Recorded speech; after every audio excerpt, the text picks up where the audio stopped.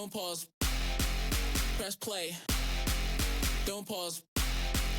Press play. Don't pause. Press play. Don't pause.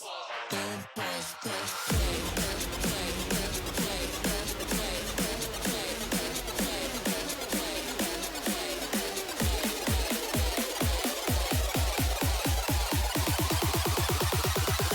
Don't pause. Press play.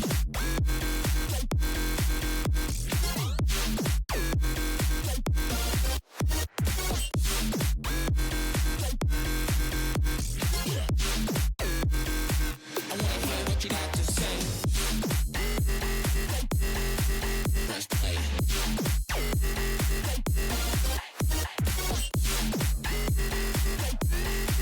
Press play. I wanna hear what you got to say.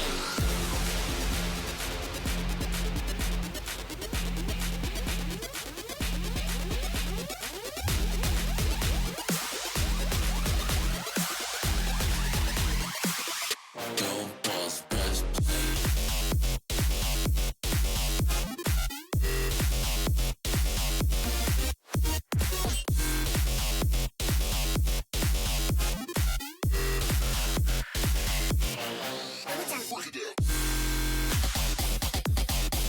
Press play.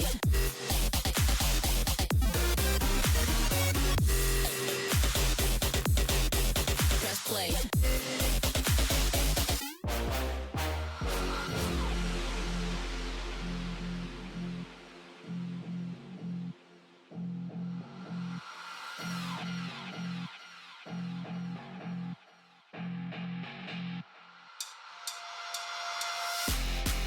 Don't pause. Press play. Don't pause. Press play. Don't pause. Press play. Don't pause. Don't pause. Press play. Press play. Press play. Press play. Press play. Press play. Press play. Press play. Press play.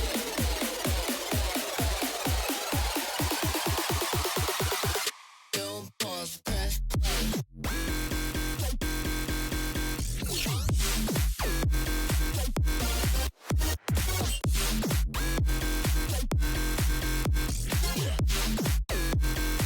I wanna hear what you got to say.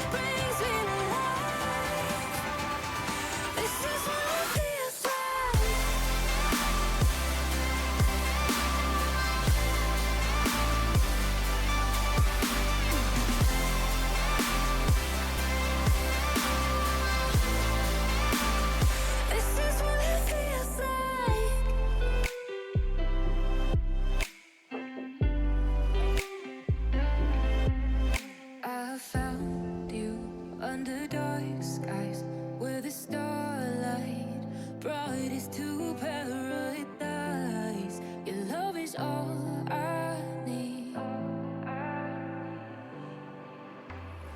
Oh, they almost really made me wonder, will my heart escape the rain and thunder? Then you found me in a deep blue hour. I'm never looking back. Falling for you, suddenly it shakes what I knew. You're breaking through, brings me to life. This is what it feels like. This is what love, this is what love.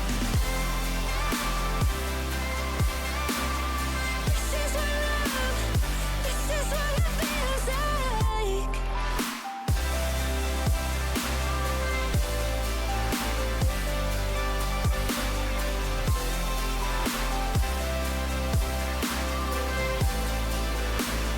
This is what it feels like.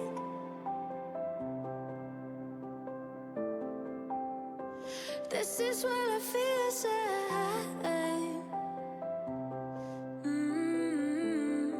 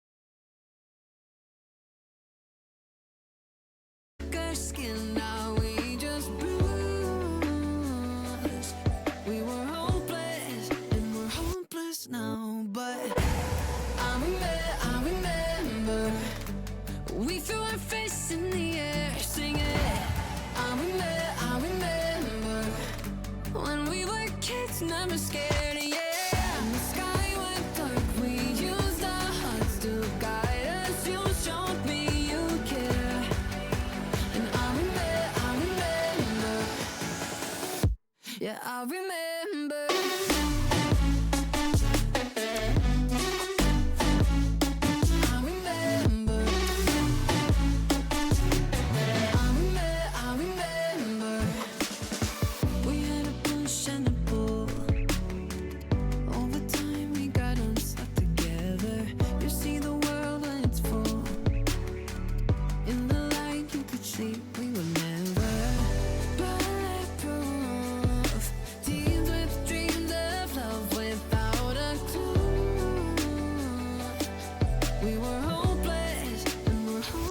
Now, but I remember we threw our fists in the air singing. I remember when we were kids, never scared, yeah. And the sky went dark, we used our hearts to guide us. You showed me you care, and I remember,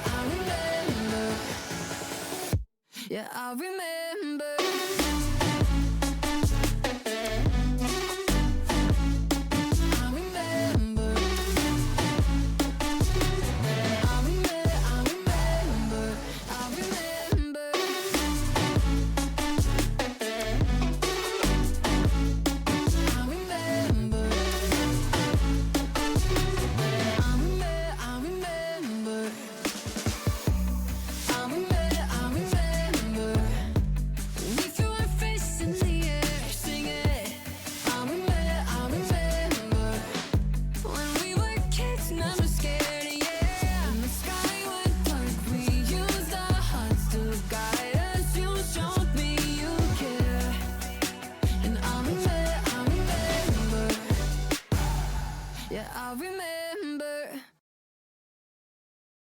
This feels a little too perfect how we are now.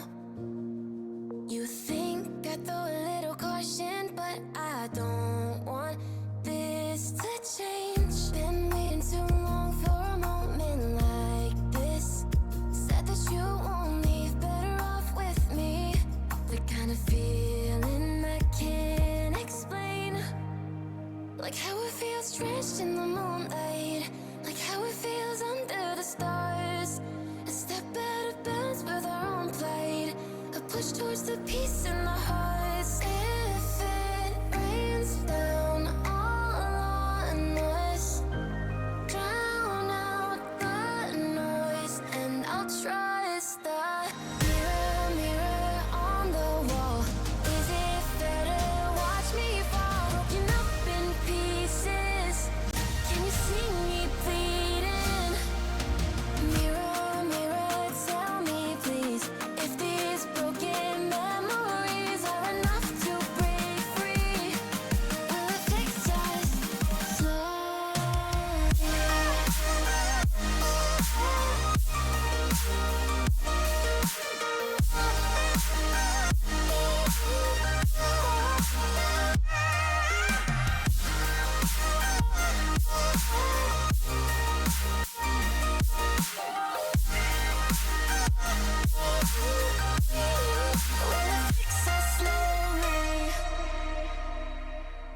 Each day I'm moving along with what fits best for taking me forward and back. It all I know still leads right through to the start of the end, where the past can't chase us.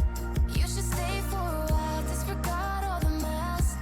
If it's you and I will be so we'll keep on starting to fight. Game 6, off the backboard, Blaski's there for the clear, and we bang, collects it, off the ceiling, looking for a pass mid, Louis is up, this is off the backboard, looking for the dome! Spalty's gonna put it away, and the Brainerd victory will win it right there. Burnsville are your rising star champions. But the wrong man has the ball, a bad man has the ball, it's still up somehow. Give it up here, premier champions, the Minneapolis Miracles.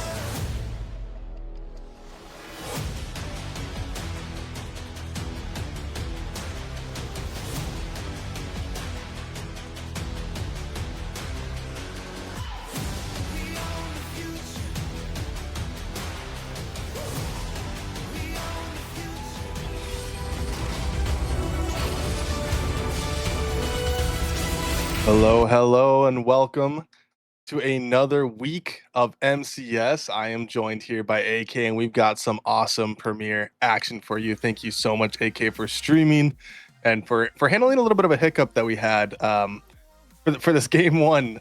We were supposed to have a different match, and we ended up finding a way to pivot because there was going to be some delays. So we were going to have Chicago versus Omaha. We're pivoting over to Moorhead versus Duluth. Some very, very important upper staff on both these rosters. So I'm excited to see how both these guys play against each other. I haven't got to see that in a while. AK, what are your thoughts on this new matchup?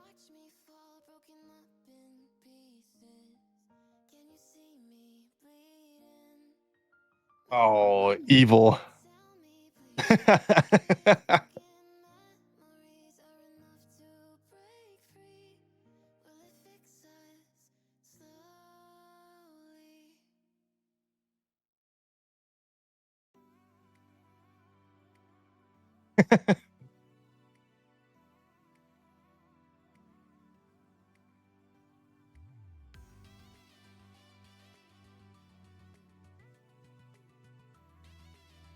Yeah, and especially for Premier, I feel like Premier historically just doesn't. Wow, who is egoing as player 8? That's crazy.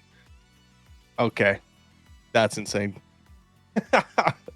But yeah, for Premier having that many cams, I'm kind of surprised. That's awesome to hear because yeah, historically, I feel like, and no shade to anyone else, but I feel like Rising Star is cam central, and the higher up you go, it's just less and less cameras. So, but these are all faces that we could definitely see on land with Premier top 8 making it, correct? Still, so there's not many teams that are gonna miss. We haven't. So, I'm excited to see what happens here. And wow, you did not change the names, but that's totally okay.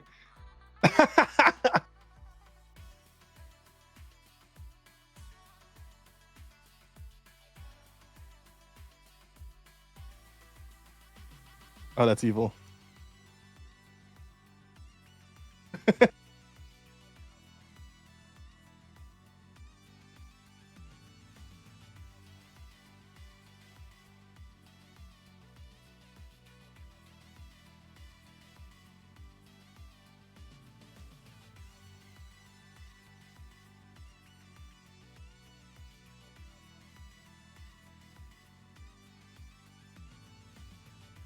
Yeah, they won the major and it's just been downhill. I'm not sure if they just felt like they were at their peak and they could just let it slide now and there's no way they miss it. But on the other end, Moorhead kind of clawing their way back. They've won like I think 2 or 3 out of their last 4. Whereas Duluth had lost the last 3. So it's I don't know. I haven't looked at the subs or anything or see if people just weren't playing and had to sub up. But with that being said, AK, if you want to get into predictions, who do you got winning this one?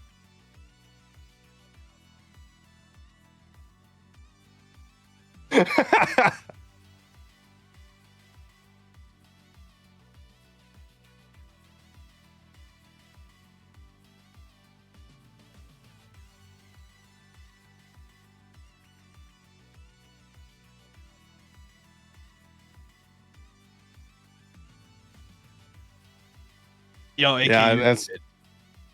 still muted. Yeah. He's evil. He is. He's no, you're muted. You're muted.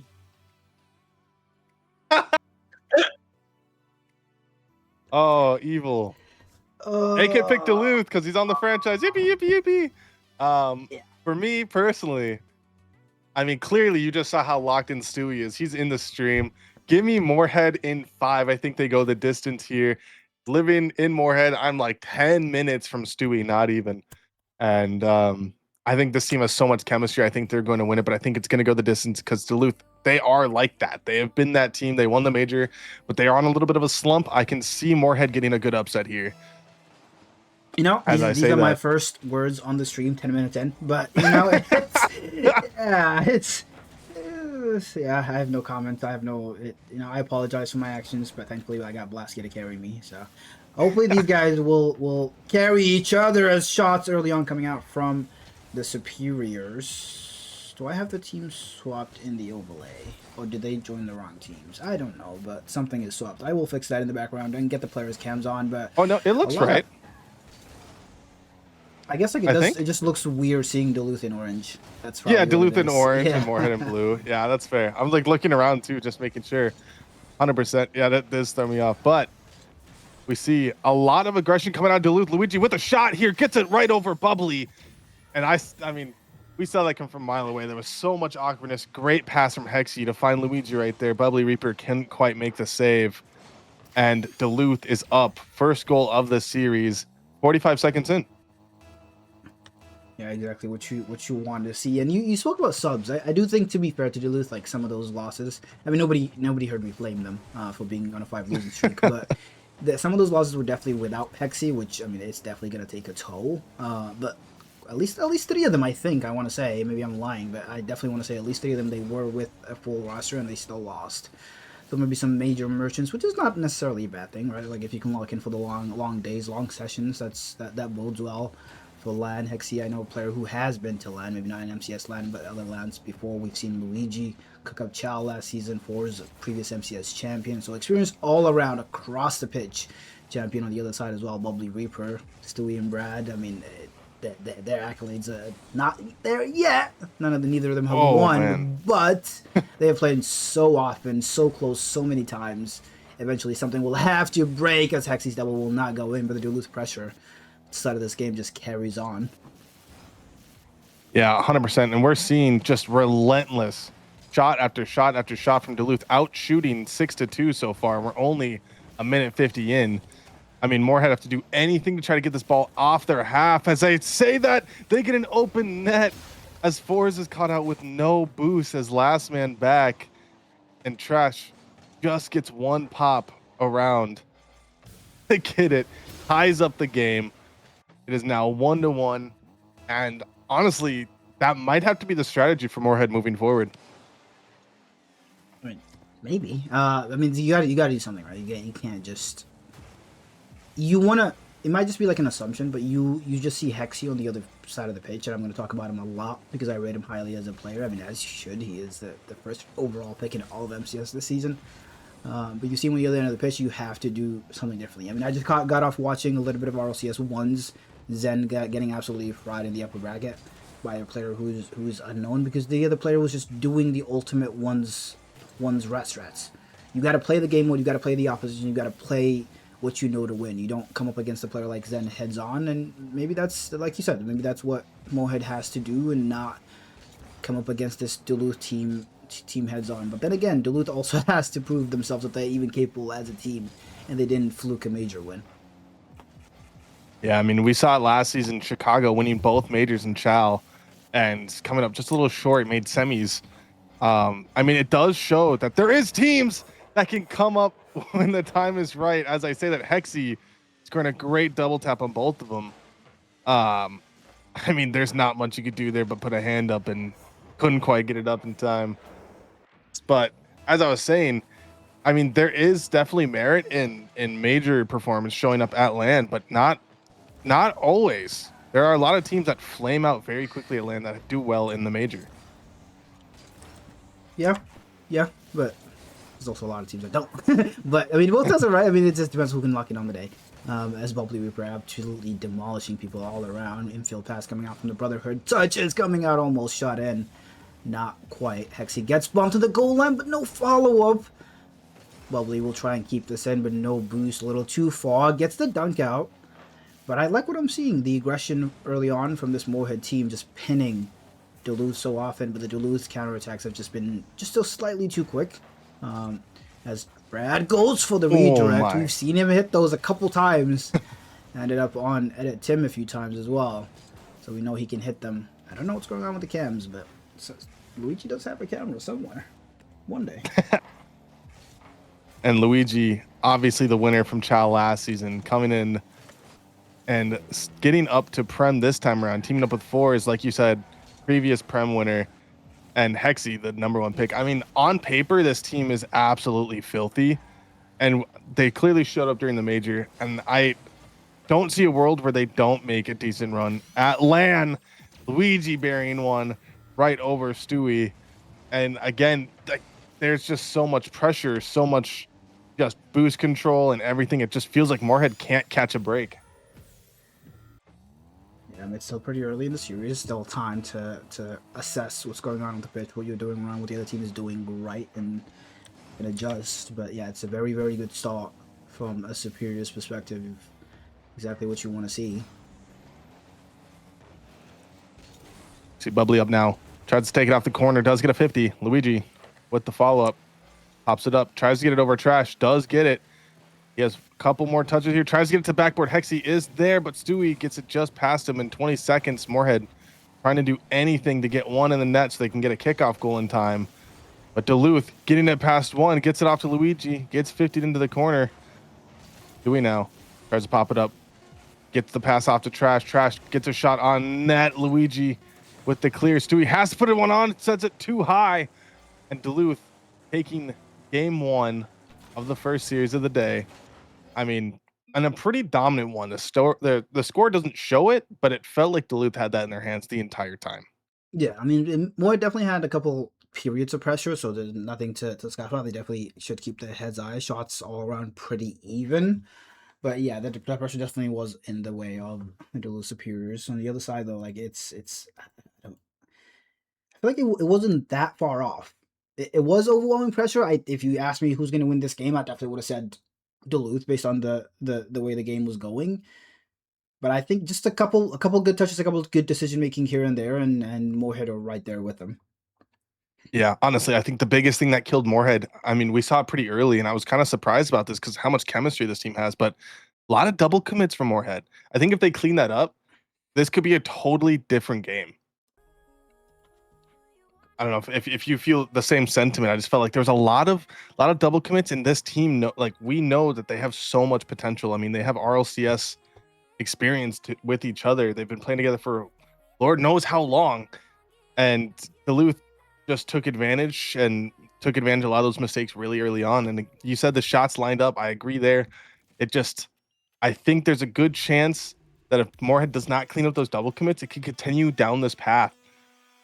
And so hopefully if you're a Moorhead fan, you're praying that this team cleans it up and takes game 2 here, because having a reverse sweep right away in the day is not the best situation to have to be in. Yeah, I agree with every word that came out of your mouth. Did not lie. That is my league director. It is very easy to just take a step back, say what I was saying about, yeah, it's not that far, it's pretty close, and you take your foot off the gas, and all of a sudden you're 10-0 down to this Duluth team. Not 10-0 necessarily, but just based on how the they're game filthy. can feel. Yeah. Yeah, definitely have seen crazier things. But Stewie, big booming clear. Probably already up. Let me see the double king. Almost get something. Trash. We'll keep it in. Demo on the goal line as well. Luigi has to get a touch and does. Maintains control as well with boost. Goes missing.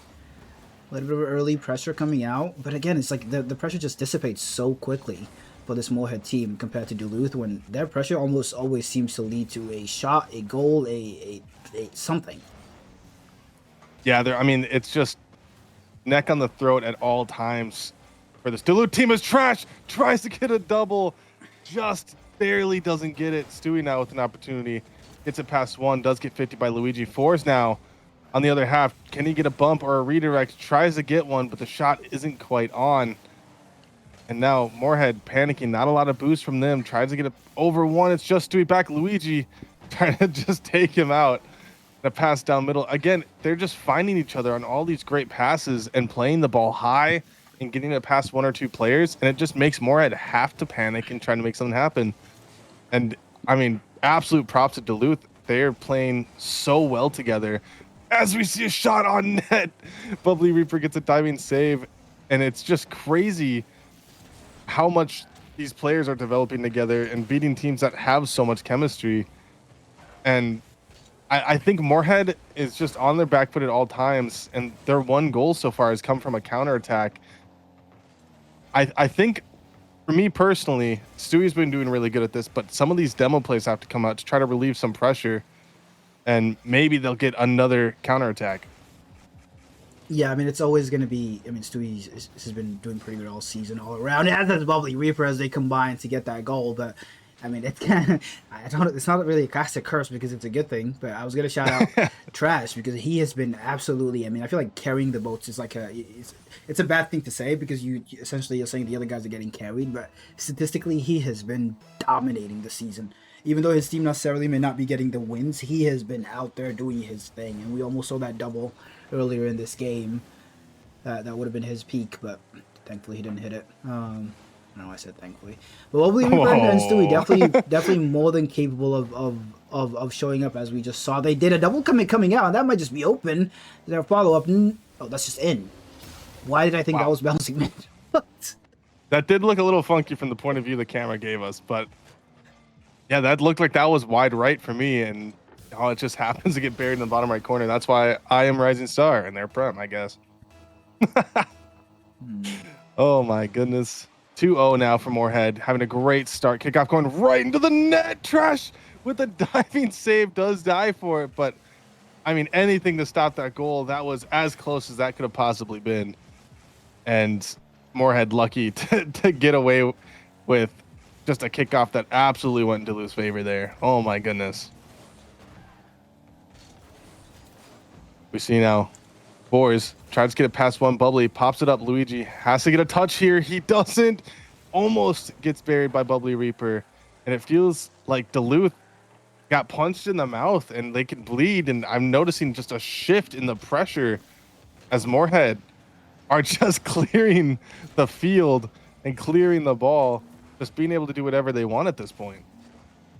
When you said the team has experience together with on an RLCS level, I don't know how far they've gotten as a team, but like even the experience of playing together. Trash gets to round one. Does he have to flick over the last man? Probably we were just waiting mid. Will he collect? No, Trash will get credit for the goal. Excellent heads up play. Excellent, just calmness. Just makes the defender just panic. Luigi left all alone on an island. I feel like Bubbly could have probably even demoed him, but they just waited and just trusted Trash. But yeah, this Moya team, it's looking like they're figuring out this Duluth team. They look like they've assessed what Duluth has to offer. They've adjusted, and now, like you said, the pressure has fully shifted as Trash almost sneaks out a win and actually equal to it on this occasion. Stewie with a big pre-jump. I love it. Absolute chaos. 100%. And again, there is still time on the clock. Bubbly tries to get one, couldn't quite hit it. Would have been a fourth goal for Moorhead there if he got the touch. And fours now. The big clear gets popped up. Hexy and Stewie both don't get the touch. It's just Luigi back again. And Stewie tries to bury one, hits it right into Luigi. Bubbly Reaper up now. Tries to bury it. Fours has to dive. And again, it just feels like Duluth are panicking, trying to make sure they don't get another goal let up. Because 4 goals in 35 seconds is not the easiest thing to come back from. But to be honest, the way that it's currently working out, it is looking like Moorhead is about to take this game to 4-0 now. That's the nail in the coffin. I mean, I don't think maybe like the first 30 seconds, but I don't think at any other point in this second game, that I've thought Duluth was going to score. It's always been Moorhead just pushing and pushing and pushing and pushing. And that shift in pressure from game one, like you said, we're just slowly Rising Star players. We got to learn something. I don't know how we're going to learn it, but You're Chow now. we got to pick something up as Luigi tries pushing something in. Defenders just standing stoic. Moorhead not giving an inch, not a single inch of momentum being given as Luigi has to save it up. Hexy, what do you got? Bubbly Ripper last back low on boost here. Beautiful touch around. Stewie has the cover. No, he doesn't. And fours with 2 seconds on the clock. Gets it back. Gets to loop one. You know, they're still alive. There's still life in us. We're not dead, as we see the forehead of Luigi. I don't know how I didn't notice that. That POV is awesome. Oh my god. You see his eyes on his forehead. Yeah. But that will be game 2. Yeah, and one thing, like I said, they stepped it up for sure. I mean, I think they scored 2 goals off of demos right after. I was just talking about how Moorhead getting a lot of the pressure relief from demos and making sure they get a chance to counterattack. And I mean, just a lot of great plays all around. Duluth now have to decide how they want to pivot. It is now just a best of 3 now that it's now tied 1-1. I mean, not a lot of wiggle room to try to clean up mistakes. Now you have to play your game. You figured out both teams have gotten a win. You figured out how both teams got their wins. I'm excited to see what Duluth does to pivot out of this one because, like you said, it looked like Moorhead kind of just had the pressure for most of that game. Yeah, and they did. And I don't know what's happening with the replay, so I guess we won't be having replays for the rest of the day. So just ignore that. But you'll get beautiful people cam, and if they don't have a cam, then we're screwed. But hopefully everybody will have a cam, at least enough people as we take a look at Brad, maybe talking his team through it. Not a word being said, so maybe I chose the wrong POV here. As we can, The thinker. As we get into game 3. Yeah. Oh, that's awesome. And yeah, the rest of the team laughing. Brad, the only one not. Good W pick. As we get the kickoff going here in favor of Duluth Forest with a demo immediately bubbly. A little bit awkward. Luigi tries to get a follow touch, does get a shot, but it just goes wide. And we're already seeing just absolute battlefield. Both these teams just... is that 5 demos already? We're 15 seconds in? Yeah. I mean... Yeah, I think both teams are just trying to rack up as many demos as possible. I mean, we do have Bubbly Reaper on the field. It's not like he doesn't, not known for that. We gotta go check like where he is in the leaderboards these days. I haven't checked in a while. He is up there in the world, not just in NA, not just in MCS, in the goddamn world. So that's how you know. But just You see now, Bubbly Reaper tries to get a clear off to the side, does get the boost. Fours now. Tries to get a shot on Trash with the save. Does get it around 1. Hexy with the follow. Couldn't quite get it, but he does get a gather touch. Drops it down to a pass. Stewie now with the clear. And it feels like a lot of the clears coming out of Moorhead are a lot more panicky and ending up in the hands of the Duluth players. Yeah, that is well said. I mean, this first match has been a lot of midfield now. Both teams have been maybe a little nervous from the first 10 seconds in the 20 demos that came. Not wanting to hold on to the ball too long.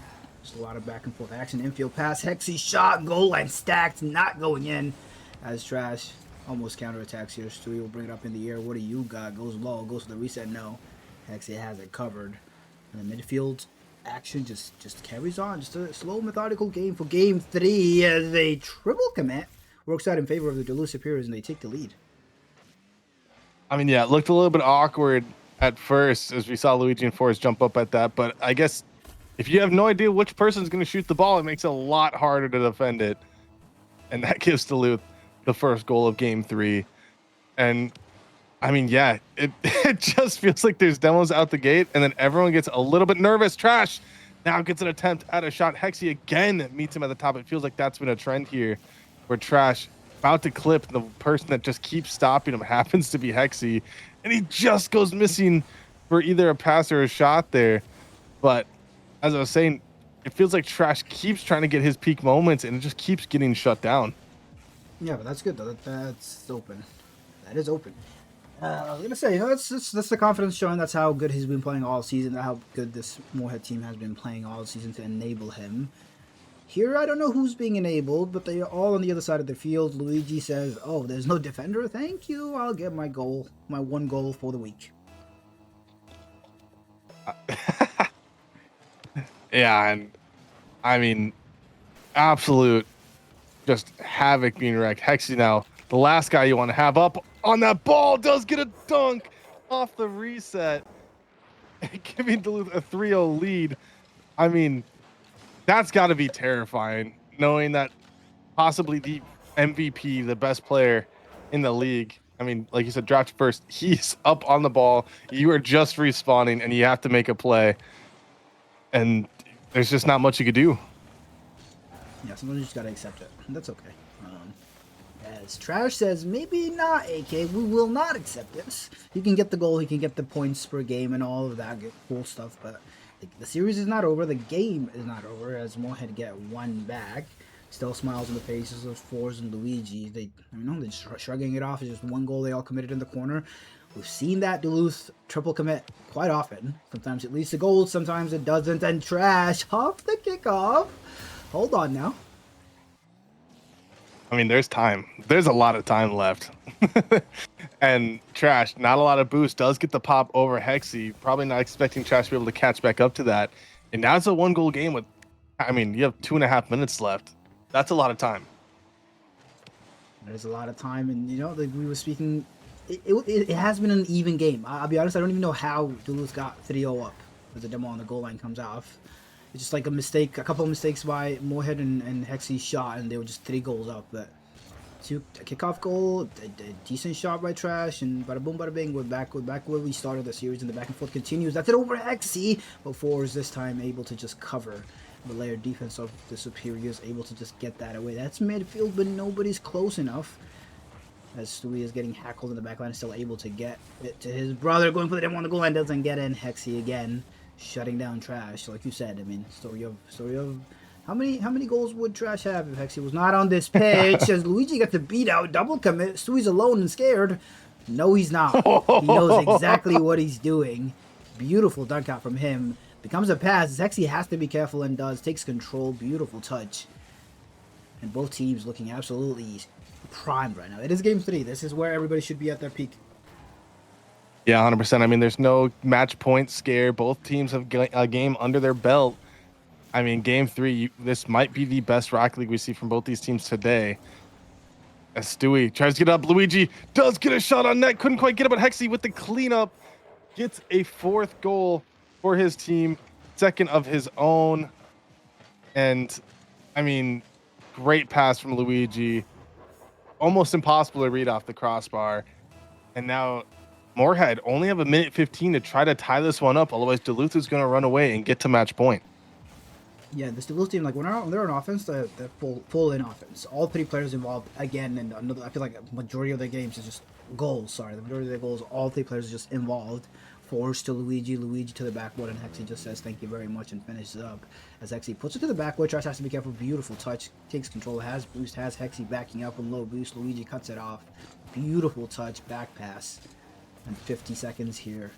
Moorhead has to push up field.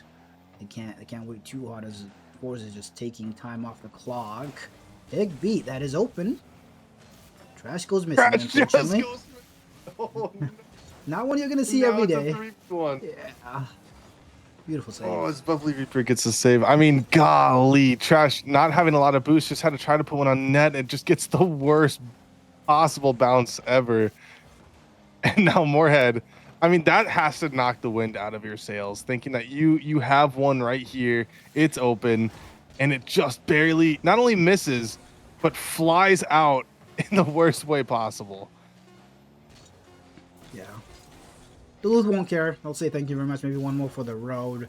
As Force puts it to backboard, Hexy's just waiting for the misses.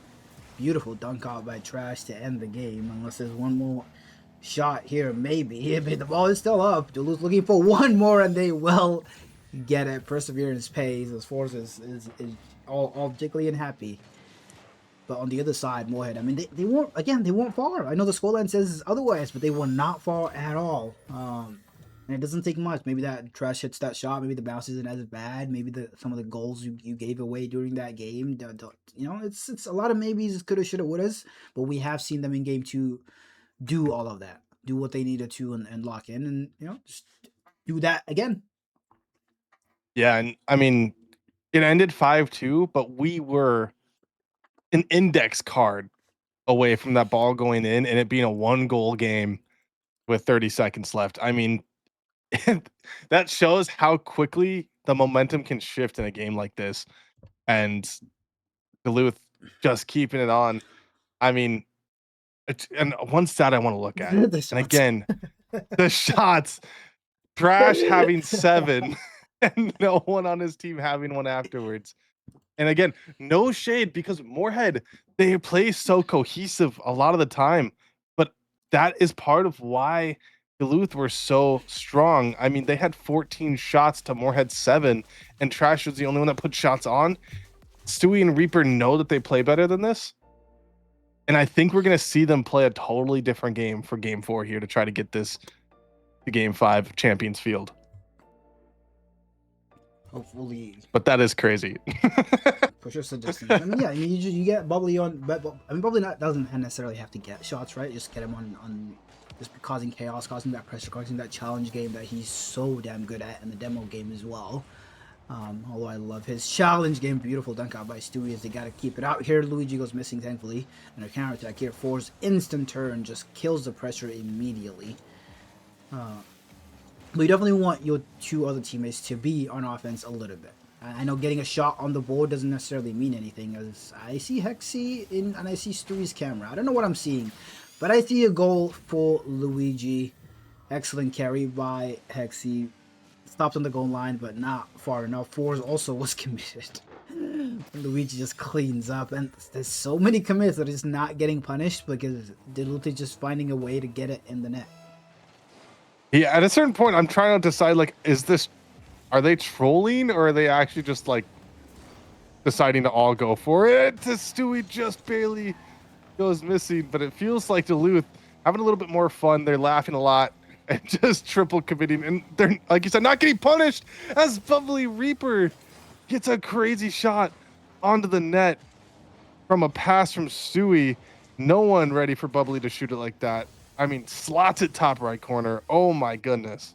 See what happens when Bubbly Reaper shoots the ball? Get that young man a single shot in 3 games and he will slot it. That's what you need. That is exactly what the Moorhead Musketeers needed as trash. Maybe to add on to it. Shut down by Hexy and a beautiful bump. Forrest definitely had that save, but won't matter as Bubbly gets his second of the series, I want to say. Maybe not. I mean, that was a great bump. We have not seen a lot of those from Trash so far this series. So who's going to expect it from the guy that's been trying to put on all the shots himself? Makes a team play. Stewie now with 1v1 against Luigi. Does get a pop, but Luigi gets the save. Couldn't get the second touch. No one gets the second touch. Forrest now follows up. As a lot of Moorhead has no boost. Just trying to regain on the back line. Stewie now pops into the corner. Tries to get it past one. Does get the bump on Luigi. Actually gets it past 2 of them. It's just Bubbly back. Bubbly trying to make a play here.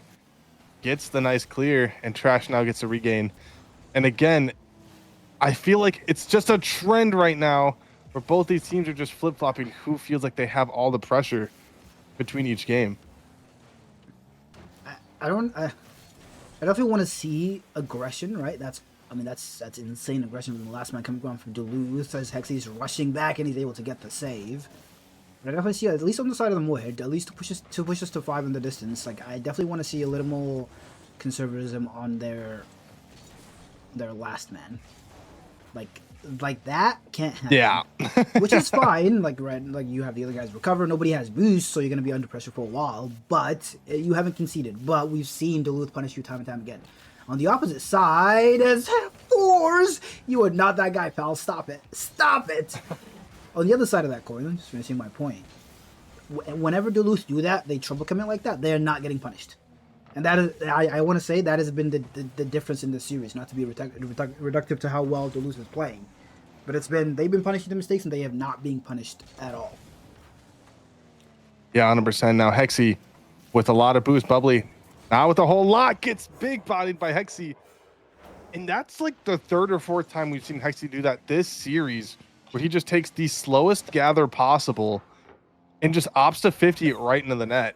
Even if it doesn't go in the net, it's been stalled out right in front of it and someone else has cleaned it up. I mean, Moorhead have to do something to stop that because Hexy is so comfortable doing that every time. I mean, again, it's, a couple Rising Star folks giving you advice, but you got to challenge him faster when he's getting that up at the beginning before he's in front of your goal line.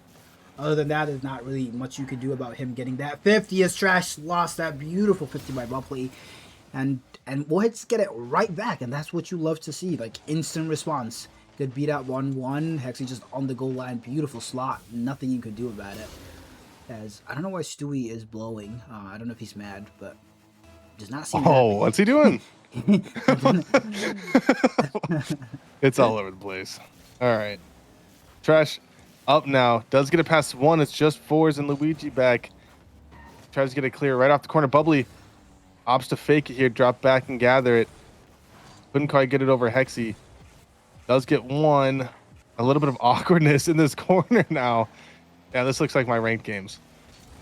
As we see the ball just popping up over and over and over. Trash gets fake 4s. Gets a great pass to Hexy. I mean, that was an awesome fake. No boost coming from 4s. Opts to keep it himself. Gets it past 1. The bounce. Gets there. 4s. Luckily he stopped because that could have been tragic if he saved that. I mean, not to drag it back too much, but that all started by an overcommit on the offense, where Trash was waiting midfield for a shot. Stewie cut him off. What was it, Bubbly? Somebody cut him off. It came from behind him to jump at that, and then Trash had to like immediately backflip and rush back, and then there you go. Nobody's challenging fours. He takes a second. He fakes the Trash shot and blah blah blah, and Hexy scores. And it's a lot of the same things over and over again. But you know what would feed families here? I just need a Bubbly Reaper winner here. And then a Stewie Game 5 overtime. That's funny. As I said his name. Game 5 overtime winner. As the dunk out comes out, thankfully it's not in. But the scramble is real from this Moorhead Musketeers team right now. They're not behind. They're still locked in. That is a little awkward for fours. Has to be careful. Gets it around one. Bubbly to the backboard. Hexy able to get it out. Pressure's still not out. Big demo as well. Just killing the out ball for the Superiors, and big shot on net. I don't know if fours spawned and went for the boost, but I feel like there should have been somebody in goal maybe, but it doesn't matter. Trash, beautiful shot, beautiful beat, and the Moorheads, I mean, they've had the lead every single time this game. Yeah, I mean, they've been playing out of their mind, and another big difference of this one, I mean, now Moorhead have 12 shots. And most of them are not coming from one person. It's pretty balanced out. Luigi now tries to put a shot on Stewie with the save. Hexy passes it back middle. Trash gets it clear. Fours without a lot of boost, but does get a free ball here. Gets it clear over to Bubbly. Bubbly hits the backboard. Hexy's already up. It's a nice gather touch. Tries to get a round one. Couldn't quite get it. Stewie goes for the bump. Couldn't quite get that. Trash now then in a high, knowing Hexy does not have boost, but can't quite follow it up. A little bit of awkwardness here, but there's 20 seconds left. Duluth 100% not out of it quite yet, but Moorhead doing anything they can to just keep the ball in their possession and get it out of the hands of Duluth. And another one, Bubbly just goes missing. Luigi with the clear. Hexy has to get a touch. He's the only player on Duluth that can. It's a shot on net, and they tie it up with 0 seconds left. No one on the Moorhead side expecting Hexy to be able to get to that and get a shot. Yeah, that's... You know, I could go the route of, that is why he's the first rounder. He's the first overall pick in all of MCS this season. But that is just on the defense there. Somebody has to block that ball. Somebody has to be close enough to bump the Hexy, get something on the ball, and shut it down. But credit where it's due. Good shot by Hexy, and now it's on Moorhead. I mean, you've taken the lead every single game. Every single... Oh, I don't know if I want to finish these sentences and like jinx them right now. Just to make sure they're out of defense first. But they've taken the lead every time in this game. All 4 goals. Duluth have been coming back from behind. So got to do that again. Not this. Please. Oh my god. I mean, again, Hexy with the big body plays, opting to just get a 50 and beat someone to the ball. I mean, it's not the flashiest goals, but it keeps working. And he almost gets another one right there. Trash has to dive with no boost to get the clear. Stewie with a nice clear or cleanup demo. Hexy with one of his own. And yeah, it just, someone on the Moorhead side had to put a hand up there. They all were waiting so patiently, assuming no one could have gotten a shot on net from that angle. And no one had boost. I don't know what assumptions were made, but they clearly were wrong as they got scored on with 0 seconds left. Trash now, last one back. Luigi is there, put the shot on net. Trash with the save. Absolute risky play from the second and third man there from Moorhead. Like you said, they just keep giving that up. And Duluth are just taking every chance they can to score off of it. Bubbly now tries to get the overtime sealer, as it just feels like both teams are a little panicky now. Yeah, the game has completely shifted. It's like we're in Game 5 overtime right now, especially on the Moorhead team. I think that goal at the end has definitely stunned them just a little bit. But Bubbly Reaper, beautiful control, beautiful composure, and slots it, and we are heading to 5. I mean, great catch. Four's not ready for that. Hexy couldn't quite get it back. I mean, wonderful play from Bubbly Reaper. Like you said, Bubbly Reaper overtime. I mean, couldn't have said it better myself. Great play from the Moorhead Musketeers to stay alive in this one. And Bubbly now leading the charge. 3 goals, an assist, 3 saves, 5 shots, 800 points. I mean, what more could you ask for? I mean, he played out of his mind, kept it up, and sealed the whole game away to take them to the final game, taken to Champions Field. But Duluth, I mean, even when they looked like they were down and out, 0 seconds left, they scratched their way back. They clawed their way back. It just wasn't enough. And now we're going to game 5. And I mean, if the trend continues, Duluth dominate this game. I'm just saying. Yeah, hopefully I won in overtime. Just no domination. I don't care who wins. Just give me an overtime. Give me a pick. Both teams deserve it. Although I will say, maybe like I don't know if it's factoring in psychologically. Maybe I'm just thinking about it as a caster who has all the information, who has no pressure at all. But Duluth have lost 5 series in a row in the regular season, and like now they're in game 5. You think that's like weighing on them in the back of their minds, like we're losing again. Oh no. It makes me wonder, and I wish I can go look back at how their other series went and how many times have they gotten to game 5, and like how close have they been each time they've lost. And are they consistently losing game 5s or game 4s? Or are they getting swept? Because that's another psychological thing. If you keep getting swept and now you're in game 5 thinking, shoot, this is our closest chance we've had in weeks, I mean, that would weigh on you too. So it's got to be, I mean, really tough for them. Again, like you said, they weren't playing with Hexy for all of those. But even still, against a team like Moorhead, where standings-wise, they're not way up there. I mean, it's definitely a mental block you have to hurdle. This actually now gets an open shot on the net, and no attempt from a save, or no attempt for a save from Moorhead here, as Duluth get one on the board. Not even 30 seconds in. Is that in? Oh, it was, yeah. But I don't know about the last 5, but the last 3, the Duluth Superiors have lost. They have all been in game 5. So, I don't know if that's just like for the storyline. Nothing's actually going to happen. If they especially get a second here, probably able to save that.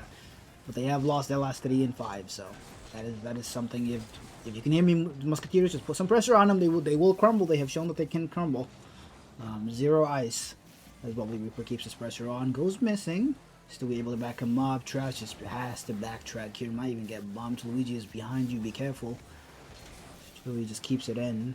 And Moorhead has to start from behind after like 7-minute game of where they were just constantly ahead, but trash again. That man, you know what? I'm gonna go to the stats because I have been wanting to shout him out, especially how good statistically he's been doing all season long. He has had so many goals this series. Eventually we'll look at it, but I have to go and find his numbers. Give me a second. Yeah, no, I mean 100%. I mean, Mr. Consistency, I would definitely say, would go to Trash. Over the years, he has been someone that has always done at least great statistically, and he's proving that here, just being able to keep up. And again, like you said, not getting all the wins, but they are getting a lot of stats, and Trash leading the charge there. 4 is now up, tries to get one past Trash, does get it. Bubbly Reaper sends one on net, goes for the double, couldn't quite get there. Double miss from Duluth. Stewie tries to bury one. 4 gets a diving save. And again, it just feels like a lot of these plays are coming off of demos. As we see 2 more happen, Stewie now tries to get it into the corner, couldn't quite get the next touch. 4s opts to take it low into the corner. Trash now gets an opportunity, get a nice clear, gets it past 1, couldn't quite get it past Hexy. Stewie, a little bit of awkwardness, does get 50. Bubbly Reaper is there, and again Hexy opting to go for the low 50. And I don't know, maybe this is why I'm not Prem. I just need to go for low 50s all the time, because I mean it's so easily working for him, as he's getting so many passing plays and so many goals off that low 50. And it looks like all Moorhead players are stuck in this corner. Awkward amounts of boost, everyone panicking as we're halfway through this game and it is still tied up. Yeah, but it just keeps you penned in. It keeps the other team just stealing your boost constantly. You still just have to play the 50 as well. And if it's perfect, as that shot by Ford almost is, but they'll concede from it, I think. No jinx, hopefully, as Trash slots it. Hexy full committed to the rebound, as did Luigi.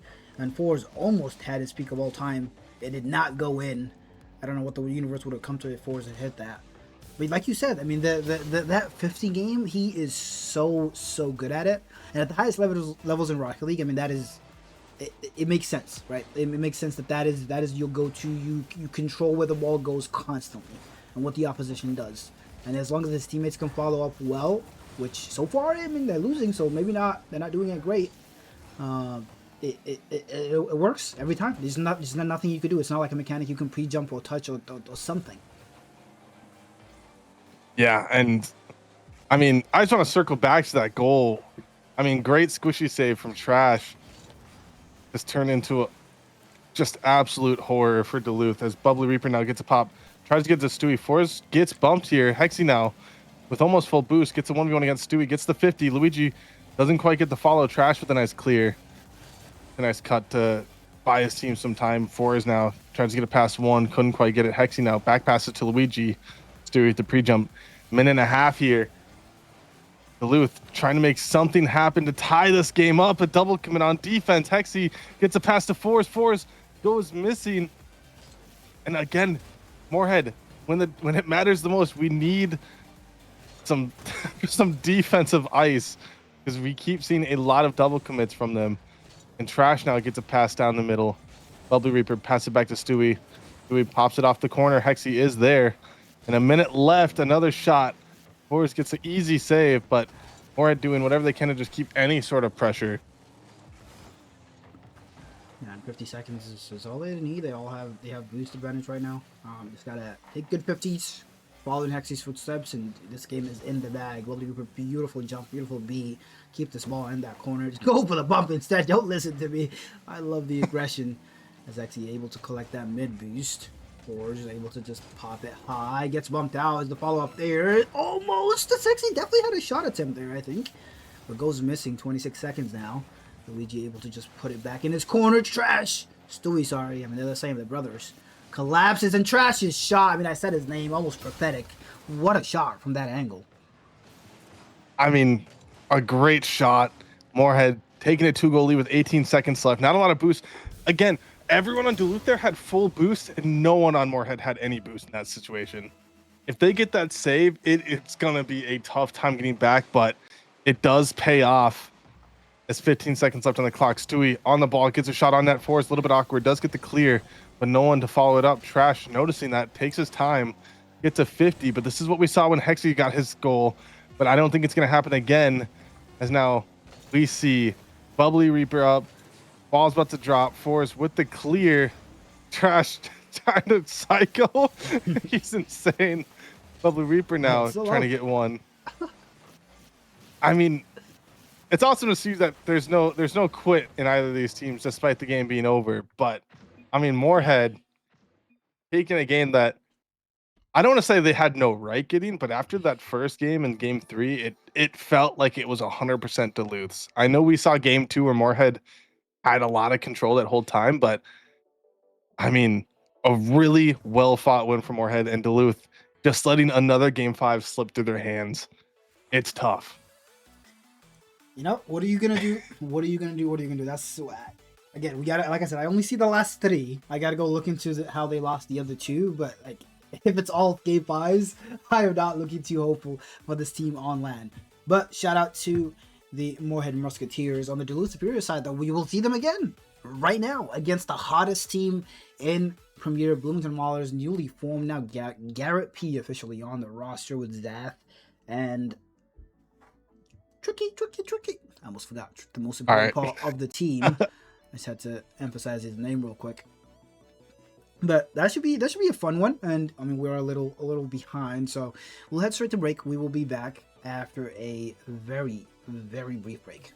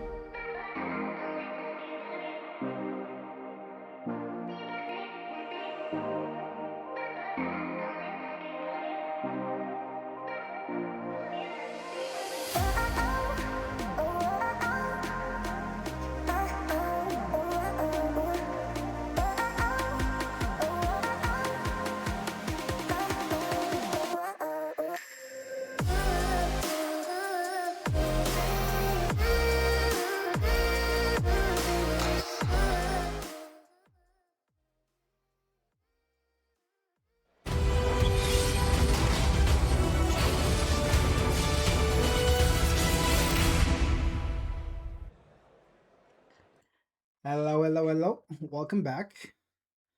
Sure, my mic is actually working this time. It is. Let's go. I'm joined by Zoms, the man, the myth, legend, the Himothy himself to rescue little old me. Gotta love it. We got a lot of matchups. I don't know how long Zoms will join me for, but even if he joins me for the one, we still love him. But Zoms, welcome. Did you? I mean, based on what you asked me just now, like, I assume you didn't watch the first match. No, I just got on and around, and I saw you needed some help, so I just hopped in here. But we got ourselves an absolute banger with and who have been on top almost all season long, but did just take a fall. Big Stewie. Now, going up against the Bloomington, who have been on an absolute tear since rebuilding. This is sure to be fireworks here. It is. As I guess Tricky is having trouble joining the lobby. He requested to join my party. But yeah, it should be fireworks. I mean, I'm excited to see how Duluth bounces back. We are a little delayed, so they've definitely had a little bit of time to ponder on their woes and losing in 5 for their 4th straight series, Noms. For their 4th straight series, they've lost in game 5. As hopefully this is on the right tab. It is. As you can see here, I mean, they cannot ice up 5-5-5. They lose every single time. That's actually pretty shocking to see. Don't know if I don't exactly know what happened. That was on top for all season long, and now they've kind of started to slip. I don't exactly know what has caused that, but they've got to get their back. They got to get back into.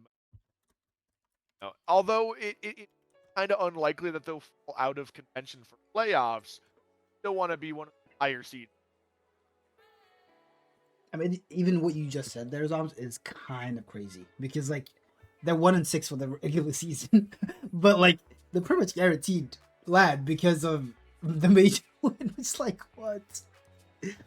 And they just did so well during major. I don't know what is actually going on during the regular season, but maybe they just show up major. It's very shocking. I know in the first couple weeks they weren't exactly playing with their full roster, or something like that. But no excuse. You gotta go up and play well. And this is your full roster. Hopefully give us their best. Yeah, we're still missing half the lobby. Tricky is here. They're just down himself. Training.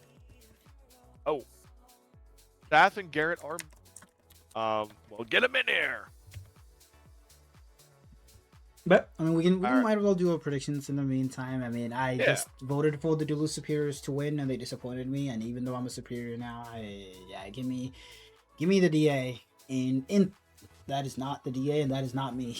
What? What? How did I do that? Give me the DA in 3. Why not? Make it a quick one. Put us back on track. Oh man, it's hard to bet for that just lost against. That is, but I am gonna go with Superior myself. We'll split the desk a little bit here, and honestly, I just have faith in. I think Hexy is top, either the best player currently playing in the league or second. It's between him and Brian, and it's close. Hexy have, I mean, high up in standing, so I'll give him that. But alongside Force in the week, I think this paper is so disgusting now. I'm saying that, but they've had that poor track record in the regular season. Dollars, on the other hand, on that upward trend, will they finally divot? I think it's possible. To have what it takes here, close it out. Now, I'm not going to say in 3 or anything like that. I think this will most likely go the distance, but I don't know. I think it's going to shape out to be a good series. You're predicting a sweep, though. I am predicting it, but it's because I'm hoping for it because we're so behind. Please. Okay. But yeah, I mean, it's more like, even though we just watched Duluth play, we've seen they are very, very good, losing to a good Musketeers team just now. Like, it's also all the hype I've been hearing about this Bloomington team. I haven't gotten the pleasure of watching them play live, but they have been absolutely rolling Premier since they formed a couple weeks ago, and it's to the point where Clash had the choice of keeping Garrett P, who was the best player in Challenger by a country mile, or moving him up, and he thought it was best for the franchise to move him up because he's that good. So I have a lot of hopes for this Bloomington team. And I'm hoping it's a book one, please. I need it. As Hexy maybe will say nah, but Luigi puts it just wide. Little back and forth both teams having just a little bit of offense. Beautiful Wow. bump, beautiful shot, beautiful coordination from the Spears. Yeah, a bit of a heavy touch from Tricky that's going to get caught up by Forrest, who's going to run ahead of the play and bump out Seth. Luigi's got the tap in, but what faith to play that ball just like that and ties it up 1-1 about a minute 30 into this game, and we've got ourselves a little bit of a back and forth so far. Tricky's going to have the first play off. This kickoff just shoots first time. He's going to have a free possession off the sidewall with the 100 boost. What can he do? Garrett P's going to be the first one to challenge. Does very well. Just rips that ball off. Hexy now forces an awkward position. Luigi's called upon to make a save. He's got it. Tricky diving into the corner, looking to find this one center, but can't as Force is there to block it out. Lots of offensive pressure coming through for Bloomington, but nothing threatening. Nothing really towards goal quite yet. So far, Duluth are holding it down pretty well. Yeah, so far it's been just in front of them, just not threatening. It's just been there. Hopefully this Bloomington team has a couple gears to shift through to make sure that offense actually is piercing enough for this Duluth team. On the other side, though, Duluth, coming off like I said, it's at least as Tricky just gets an opening. I don't know. That felt like it was just gonna roll to no danger at all, and then it was just in because it was just open, I guess. Force is laughing about it, so that's good. Yeah, no third man right there. I don't exactly know what happened. Unfortunately, the camera angle was really tough to see exactly what happened. But I believe there's just maybe someone just missed a boost or something, but you might get it right back. Hexy fires off the crossbar, unfortunately, and can't find that goal. Luigi's going to be parking behind this one as a player runs ahead. This one's just going to be trickling down towards the goal. Garrett is able to rush back to it. Faith driving past this one, trying to fake him out, but the Hexy just plays the ball. Now Fours opting to take this one back. It's a little bit dangerous as Zaith is trying to meet him in the corner. Does manage to get a nice 50 towards the midfield, but Hexy shuts it down. Now dribbling this one out. It's a good 50 that pops it towards mid. Luigi's trying to get there. Zaith is kind of pushed aside, and Tricky has to be called upon here. Gets a nice clear out temporarily to give him a little bit of breathing room. 2 minutes left. Still holding on that 1-goal lead. Duluth are just trying to find an opportunity. This is a solo play opportunity for Hexy. One pop reset's not going to be enough. Yeah, and actually that solo play ability we've seen time and time again against the Moorhead Musketeers a little bit earlier. He's just been constantly just that one pop reset, just holding it in front of the goal line, getting a peak 50, and his team is just rolling into an open net. We've seen it time and time again, and this Bloomington team has to be careful about that mid-air passing play coming out from the Superior as Tricky is able to read as Zath gets a beat out on Fours. Luigi last back, what do you got? Decent touch into the corner, maybe stall it out just enough to allow his team to come back. And Duluth, still within this, they're getting pop shots, they're getting opportunities, but so far it's been pretty clean rotations all around from the Maulers and decent connections. I don't even know what to put words to that, Zops. Yeah, he got the reset off the player in midair. That would have been a ridiculous goal, but unfortunately, not enough momentum to carry himself up through that one. Duluth looking for an opportunity here. Luigi's getting a little bit awkward off the ceiling, can't get the read, and now Garrett P's going to have a free opportunity to challenge. Hexy trying to bring this one back to his corner, but Garrett P's already in that corner, stealing the boost and trying to pass that one mid, but it kind of goes haywire off the backboard. Luigi with the tap, and does go blocked out by Tricky. Somehow able to read that one all the way through, but an opportunity here from Bloomington. Going to opt just pinning this one into the corner where Garrett's waiting. Wow. What a pass off the ceiling to make that defender super awkward, and Zaith has a free tap in. That defender, I believe, yeah, it was Luigi last back, just working off fumes, just can't really do anything. Hexy also drives in back post, but just unable to guard up with that fast pass into the midfield. The pace of that entire play. What do you even do if you're a defender? Most defenders expect Zaith to take a touch. I'm calling him Zaith because you did, so it might be Zath. It's not my problem. Blame Zoms. But most people expect him to take a first touch, but he just instead booms it to the corner for Garrett P, who then booms it to the ceiling, back mid, and then it's just in your net. What are you gonna do? Decent flick to wide, shot on, not quite as threatening. They tried their own passing play, not quite as good, but hey, you're trying. Young ones, just keep going. As Zath shuts that down, 2 players commit. Hexy last back getting chased. Will dodge the demo, won't get the save, however. And 14 seconds. This is all wrapped up for the Bloomington Maulers. Shot for Zaith here, top left, absolutely snipes it. Putting his team up 3 and securing game number 1 here. Duluth are going to be looking for a bit of a way to find their back into the series, some momentum, something, but you know, it's not going to come from this game. You're not going to be able to find 3 here, and Tricky's going to make sure of it by keeping this ball pinned in this corner. Look, Tricky, maybe you're looking for one more. It is going to go wide. Luigi's just keeping this one close to shut this game out. Tricky wants another. Maybe the last one will be for Duluth, but it looks like it's going to find its way into the ground. Bloomington absolutely dominating game 1 here. Every point in time, the closest Duluth were to taking the series was a tie game at 0-0 and 1-1, but shutting them out, not even really completely shutting them down with offense, as both teams come up with the same number of shots, which is 9. But Bloomington were more precise with their shots, not more dangerous with their opportunities, and they come out of this game, up 4-1, which with the same amount of opportunities, you would usually think that maybe they'd have the same amount of goals. Not the case this time. Duluth really struggling to find their shots back to the back of the net here. I don't exactly know what needs to change. I don't know. Being a player, it's probably even more difficult to find that. But yeah, you got to figure it out, or else you're going to be on match point if you don't figure it out here. I mean, it's well said. It's a runaway train, right? It's you gotta rein it in before it gains enough steam to run you over. I don't know where I was going with that analogy, but it's something. It's a decent kickoff, not bad. Luigi's just flopping at it, making sure Zath doesn't get any momentum out, and that's pretty good. He kept him pinned in, gave his team enough time to collect some boost off the kickoff. That beat out. I mean, we'll make 2 commit.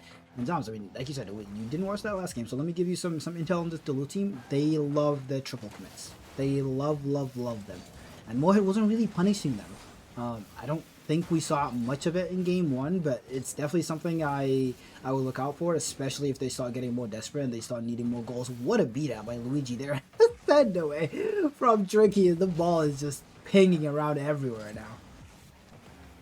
A little bit of boomer ball comes out for both these teams to start off this game number 2, but sure, let's see that change around. Nope, Garrett's going to launch this one over to Tricky, who's on the backboard already waiting. Luigi's going to be there to ping it out yet again.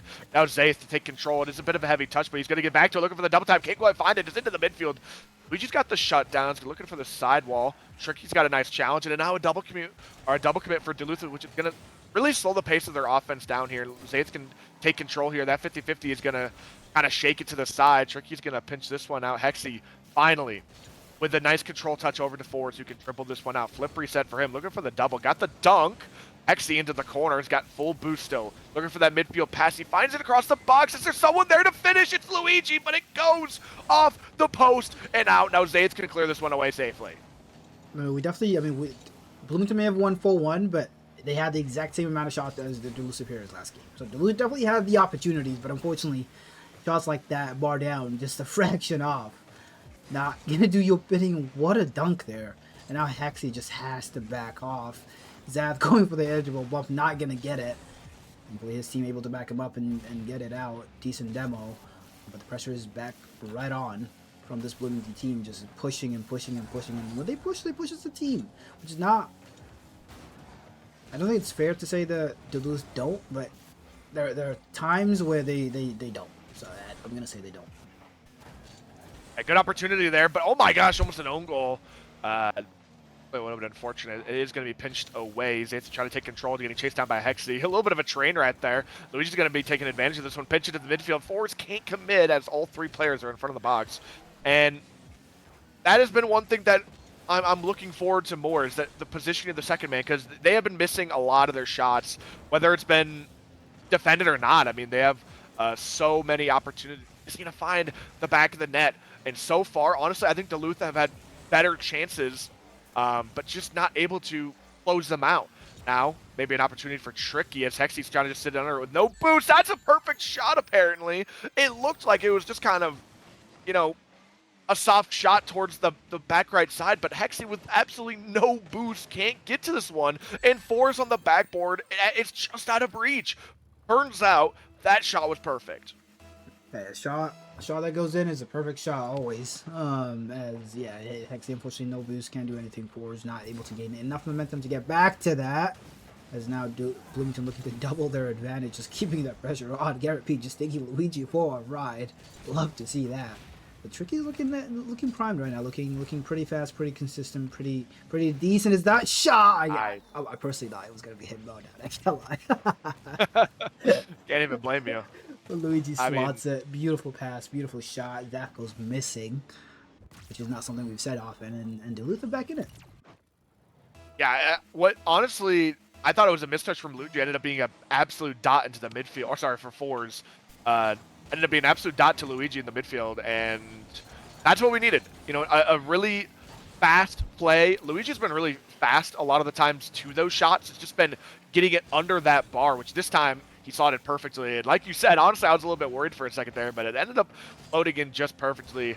And maybe Duluth are starting to piece together the puzzle a little bit more as they're looking for that midfield pass. Tricky's trying to run some disruption. Man, Garrett even comes flying in, trying to find that last nail. Now Zaith is going to have an opportunity dribbling this one out with a little bit of boost left in his tank. Luigi has to make the save. It's in front of the box forwards now. With a little bit of time here, what can he do with his possession? Takes a nice 50-50 to run this one over the sideline. Absolutely tackles Tricky off of that one as well. Midfield pass comes through. It's just going to be saved away by Zaith, taking a lot of control a lot of these times. He's been the one to really slow the pace of the game down, really stop the boomer ball aspect of this game, because we've seen a lot of it this series so far, where players just want to boom it out, trying to make the opponents as awkward as possible. And it's been Zaith to slow things down most of the time. Now, right as I say that, they're taking a huge 50 in the midfield that goes spiking out over to this Fours shot. It is off the bar again. You know, sometimes it's just all you gotta do is just hit the trading backs. I don't know what else to say to you. As Bloomington looking to push this in, that's backboard. Luigi can't jump. Hexy able to just keep him covered. We'll get his boost Yoink, but gets it around one. Won't be able to get that mid boost either, but pushes his team enough forward that they can alleviate some pressure. Does get them before that trouble. And now it's Zath on the backside, going for the double. Maybe no, just pops it out again. This Bloomington team, as Hexy gets a beat out on everybody, Zath will be able to get back to it. 6 seconds on the clock. It's last golden goal. Now infield pass coming out. Tricky. Does he have boost? No. To get back to that, and we are in what it will be our first of many overtimes, probably, given how this second game has gone. Both teams have been pretty even. Hexy with possession in their opposing corner, passes this one mid. Garrett gets a really solid touch towards that corner. Luigi trying to slow things down, but kind of mistouches it towards mid. Tricky's able to just immediately spike that one. Forces touch completely redirects him away, and a little bit of a double commit for Duluth now. Hexy's able to run this one away and give his team time. It's going to be a nice touch from Zaith into the corner where Tricky is already waiting. Luigi first to call upon, able to get a really nice touch around Tricky. And Zaith actually ends up going missing on his first touch. It's going to be Tricky to collect the ball, though. Passes this one out mid. Xy's first touch pops it towards center. It's going to be Luigi looking for that ceiling double. Can't quite find it. Zaith able to clear things away. And we're seeing a lot of this boomer ball now back and forth, but it's, you know, importantly, staying on this orange side. Duluth are just trying their best, waiting for their opportunity. They're kind of just swimming around, finally getting a 1v1, and Hex is going to absolutely capitalize on that, tying up this series 1-1. You'll love to see that. Exactly what you needed. A marquee player, marquee play, as they say. And we are tied in this series. Hopefully more of that coming out from Hexy and the Superiors. Get one on the board. And it's not a sweep. I am so happy about that. Okay. A little bit of sadness comes out of AK, but it's gonna be all right. We're gonna get through today. We're gonna quickly get through this as fast as we can. Everyone, ready up? We're gonna be trying to push things along as fast as we possibly can. But yeah, this one's turning out to be a bit of a heater. I will say, like, Duluth able to clean up their opportunities a bit, but honestly still looking a little bit messy around the edges. Still had a lot of opportunities that could have found the back of the net that didn't. If they can clean those up, honestly, I think they'll completely take over the series by storm. And honestly, because they're having a lot of chances. Are they finding the back of the net a lot of the time? No. But I feel like Duluth's opportunities have been better than Bloomington. It's been the striking. Bloomington have looked a lot more clinical. Will that continue to be the case, or is Bloomington going to level up? Let's find out. Let's find out. Well said. The kickoff tells you Duluth might not be. Hey, they get away with it. Nothing happens. It was a little sketchy, but they come away with the ball with boost as Luigi puts it on net. Zath has to make an excellent stop on the goal line. Force keeps it in. Will he have an infield pass here? Not necessarily, but Hexy able to get a touch out. And decent touches coming out on the offensive side. Very aggressive positioning from the Duluth Superiors. But so far, so good. An infield pass, a shot, not quite as aggressive as he wanted. Another infield pass, this time Tricky. That is open. What? Interesting. Huh.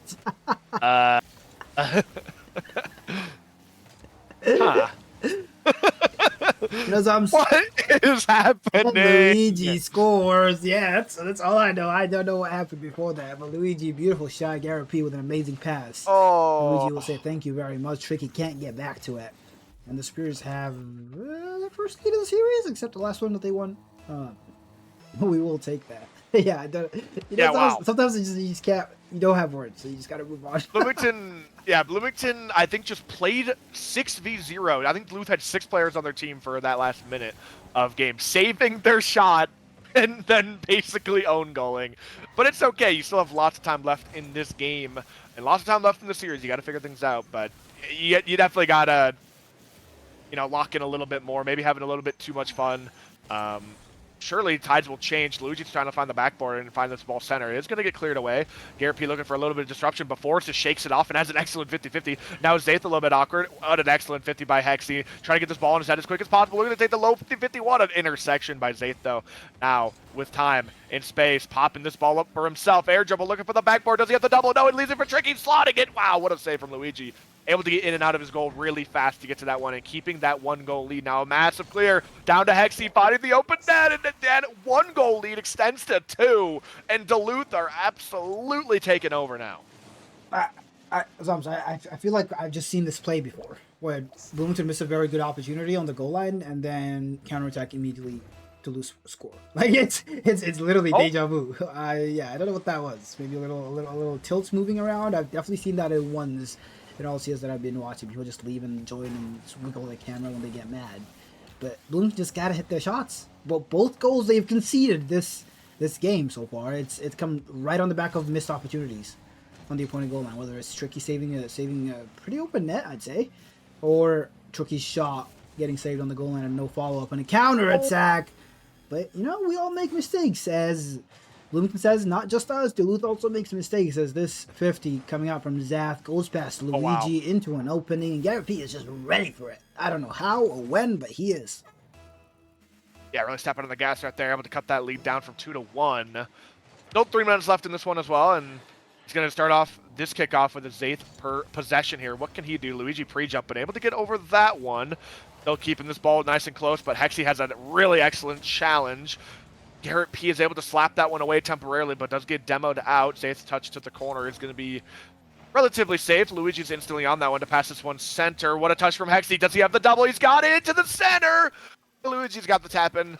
They're back to that 2-goal lead where they were just at before. Still have this game remaining, but Hexy, what a play. Shutting down Tricky. Absolutely dusting Garrett, leaving Zaith in a 1v2 in an unguardable position. Able to outplay the last defender, and yeah, it's just a tap-in from there on out for Luigi. What a play from Hexy and Luigi.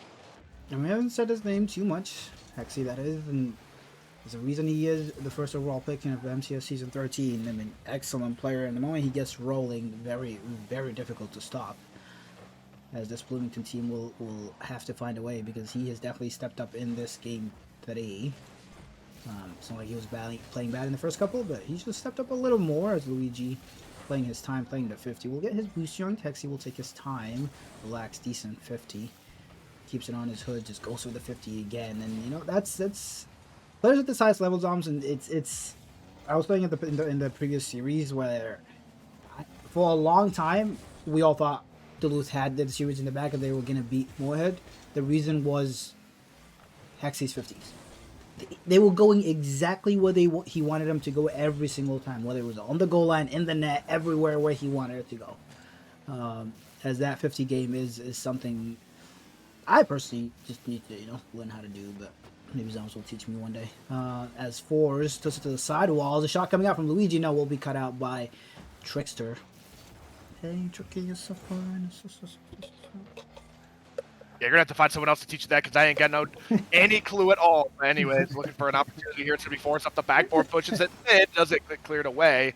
Actually now staying behind this one. Finds a nice 50-50. It's going to fire into the ceiling. It's a little bit awkward for Luigi, who does go missing, but Hex is able to cover up that whole patchwork. And man, it seems like every single time Duluth are in a dangerous opportunity, they're somehow able to scrap their way out of it.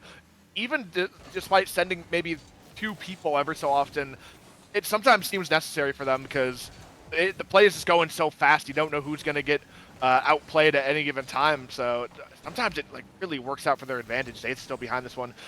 It's a poor 50-50, which is going to fire all the way back into their half. Tricky's going to take a little bit of possession here, but it's a heavy touch and now burning a lot of boost just to find a bump. It's going to be awkward for Garrett P to take possession, but passes up to Zaith. Nice speed, looking for the sidewall now. Puts one to himself as well. Hexy's control touch is absolutely perfect, and now drawing away even more of this clock, which Bloomington need ever so... They need this clock for them. I mean, the more time that wastes, this might be the last opportunity here for Bloomington. Midfield pass, Zaith is looking for the pre-jump, and Force shuts it down with perfection and rolls it in. And now getting their get back for game number 1, it's 4-1. It is. And Zobs, I was watching the clock that entire time. I promise you, it was 1 minute 30, and then it was 30 seconds. Just from Duluth net stack into 50, into net stack, into 50, into net stack. They killed that clock so well. Now, I don't think Bloomington had a single good opportunity that whole play. And if you can shut down teams like that, I mean, you have a very good chance of winning every series you play. So shout out to them. Yeah, huge turnaround. Yeah, I don't know. That was just excellently played. Just keeping that ball safe, whether it's the sidewall, whether it's even the opposing corner, whether it's in their own corner, even sometimes across their own net. I mean, it seemed like that ball was just out of reach every single play. And, yeah, Duluth able to just kind of march their way to victory here. Bloomington looking for answers. Will they find those answers? Going to game number 4 to find out here. Duluth looking to close things out here. And honestly, I think they've got themselves a good chance. They've really turned this whole series around since game 1. And let's find out, AK. Duluth, I don't know what happened. They just really turned this whole series around. It looked like they were kind of getting whooped, but now, really cooking. You know, Zoms, this is what happens when you predict somebody. You know, some days it's just not your day. I predicted for them game 1, the series 1, they lost. Now I predicted against them, they're winning. So it's, yeah, I gotta strategically choose the next series who I pick. I guess who I want to lose. But anyway, on the other side, Bloomington. I mean, they've definitely had it easy. I mean, I feel like, oh my god, that's not in somehow, and it still stays out. Beautiful touch by Hexy, as Bloomington not able to get that in, and Duluth get away with that. But this Bloomington team have had it almost easy. It felt like that's what made me pick them. They've been sweeping, getting 3-1s, whatever. Like the last 4 or 5 series they've been rolling through the tier. And whether they've had an easy schedule or not, you still gotta beat who's in front of you, as Duluth looking absolutely speedy on these counterattacks. As they almost had one there, them on the goal line, low boost for Tricky. Or was able to come away with it. Luigi does commit. That might just be open. Is Luigi able to get back to it? The shot, Zath can't convert. And I don't know how Duluth gets away with that. Yeah, somehow, oh my gosh, what a rip. And somehow Zath was able to get that save. Actually now, with a lot of control here, dribbling this one up, looking for potentially the fake for Force top bids. It's maybe a double or triple commit. I couldn't quite tell for Bloomington. A lot of players at least getting antsy on the goal line right there, but it is able to save it away. Now Zaith has possession, but with absolutely no faith, Force comes flying in to find the pass off the backboard. Saved Luigi's shot first time. Another midfield pass, but no one is waiting around for that one. And now an opportunity for Bloomington. A lot more back and forth. Bloomington seemed to have found that element that they were missing before, that little bit of offensive pressure, and maybe I don't exactly know the exact thing they changed, but it does seem like a completely new Bloomington team right now. It seems like they have a lot more confidence. They're going a lot more on offense. It's in front of the box. It's somebody shoot that one, and it seemed like everything was done right there, except the second man could not put that one home. No, it's that three. Like a penny to be in this Duluth Superior's comms right now, because I know they are dying right now. The stuff I'm seeing on defense, it makes no sense. They have not conceded, and we're halfway through this game. And like you said, Bloomington is looking confident in their own right, regardless of what Duluth is doing on defense or not. They're looking good. They're looking confident. They just got to convert on one of these opportunities. As Hexy maybe to answer one back and shut it down. No, Garrett P says no, not now, not ever. And Zath will go missing there. Use a lot of boost as well. Down midfield, double commit on the goal line. I mean, as long as they get away, I guess it's not going to matter. But it just takes one counterattack, it feels like, from this Duluth team, and they will be ahead. That's a scary pre-jump from Zaith, but it absolutely pays off. Now Tricky's able to press forwards. It does kind of shake it off very well. Nice control, just dribbling this ball out, giving his team lots of time. Now Hexy kind of getting caught up in a knot here. Garrett's able to get away here, looking for the midfield pass, but once again, nothing that the Duluth can't answer. That's an awkward ball for Hexy, who ends up landing on the post or the bar right there. Does a pull-up or two, but does have to come falling back down. It's still pressure for Bloomington. Nice touch out. Now Forrest can follow this one up, looking for a huge 50-50.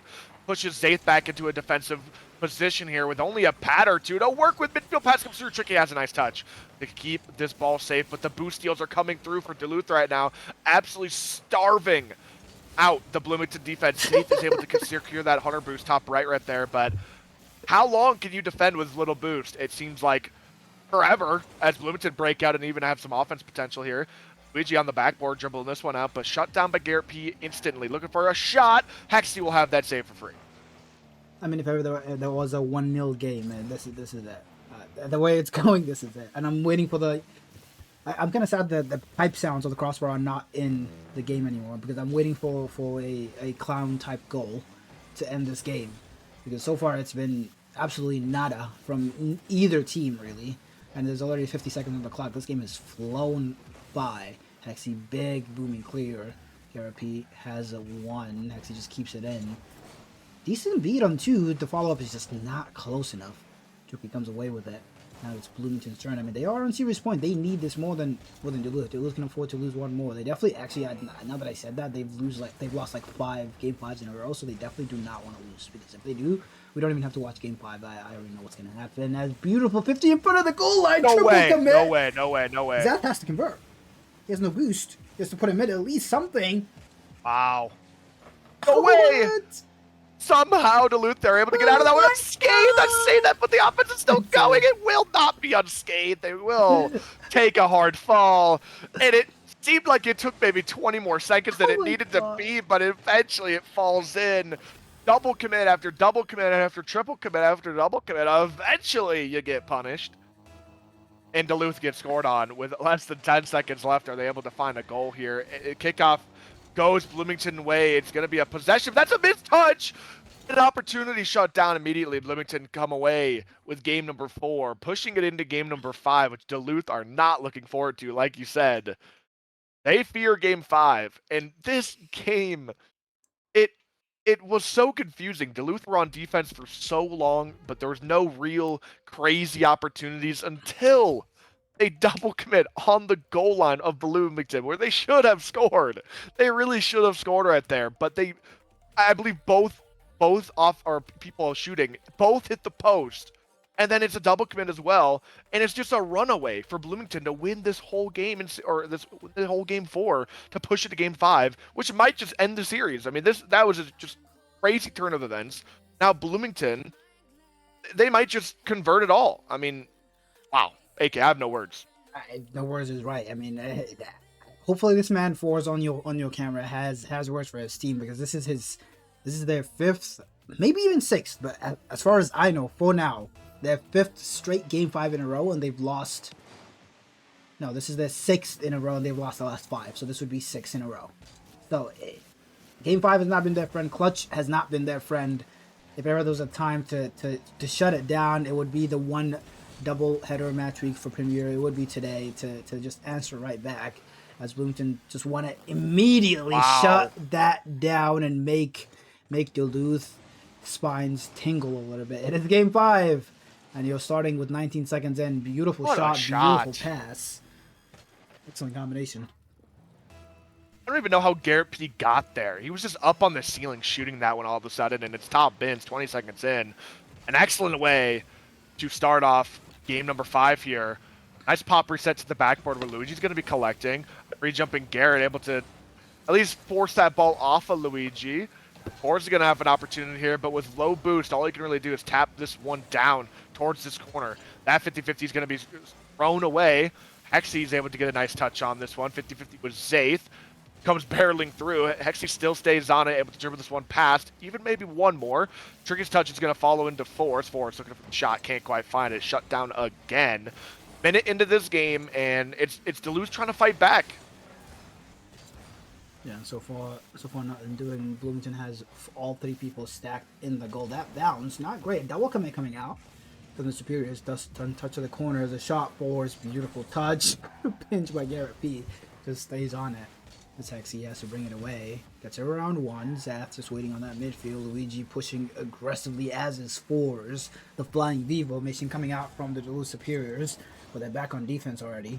As Garrett P might have a shot opening here. No.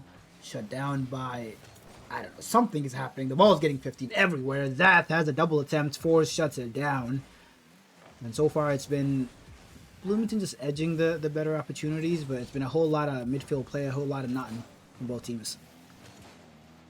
Yeah, still pressing the issue. It's going to be tricky from this corner.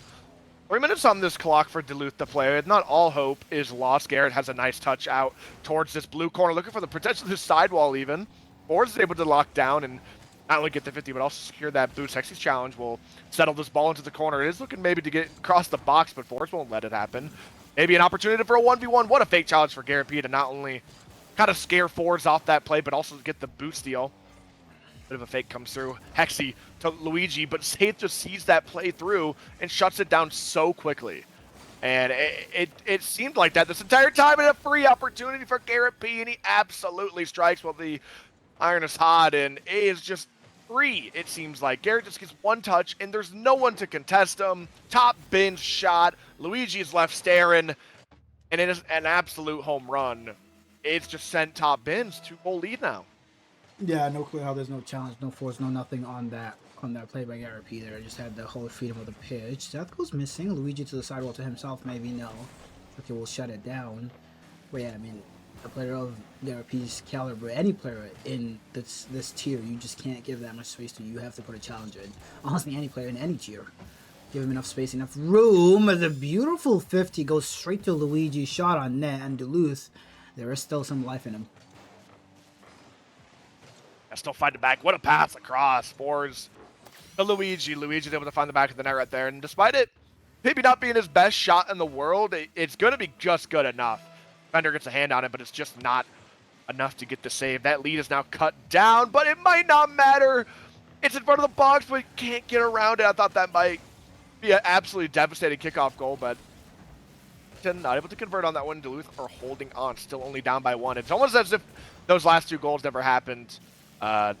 Or's looking for maybe an opportunity up the sidewall, but Zather's already prepared for that one. Midfield touch in 50, but another double commit comes through. Hexy's lats. What a touch and stall. It might not matter. Garrett does go missing. Zather's there, but wow, that miss. Will it matter? Still up 1. And now Hexy taking this ball off Luigi, pops it over. It is settling in front of the box, but Zather's able to get another clear. And it does not, I don't know how many more opportunities Duluth are going to get. Yeah, it's, you gotta take advantage when you can, and you gotta stop making as many mistakes as you are. I know easier said than done. Zath with a beautiful touch. Luigi has to be careful here. I've seen people miss that. Not necessarily him. Definitely seen him, but Hexy, I mean, it's all on you at some point. Beautiful pass. There's the pre-jump there. It is the shot met on high by Garrett P. Shut down. Force to the sidewall to himself. Same spot that Garrett P scrolls from, but Force gets challenged, and he doesn't score. What a surprise. Zath comes away with it. Now, going for the musty attempt. Hexy has it covered. No panic in his game at all. Beautiful 50. Is there a follow-up? As all 3 players of this Duluth team just cha-cha sliding all the way to that corner together. Maybe space out a little bit, some boys. Come on. As Hexy gets the touch over. Tricky touch shot mid. Fours. Does he have a touch? Nobody up for Bloomington, which I guess, I mean, might as well net stack at this point. Beautiful touch. Infield shot coming out. No. As far as the last back has to be careful of the demo. Wow. We'll fake it out. Decent miss.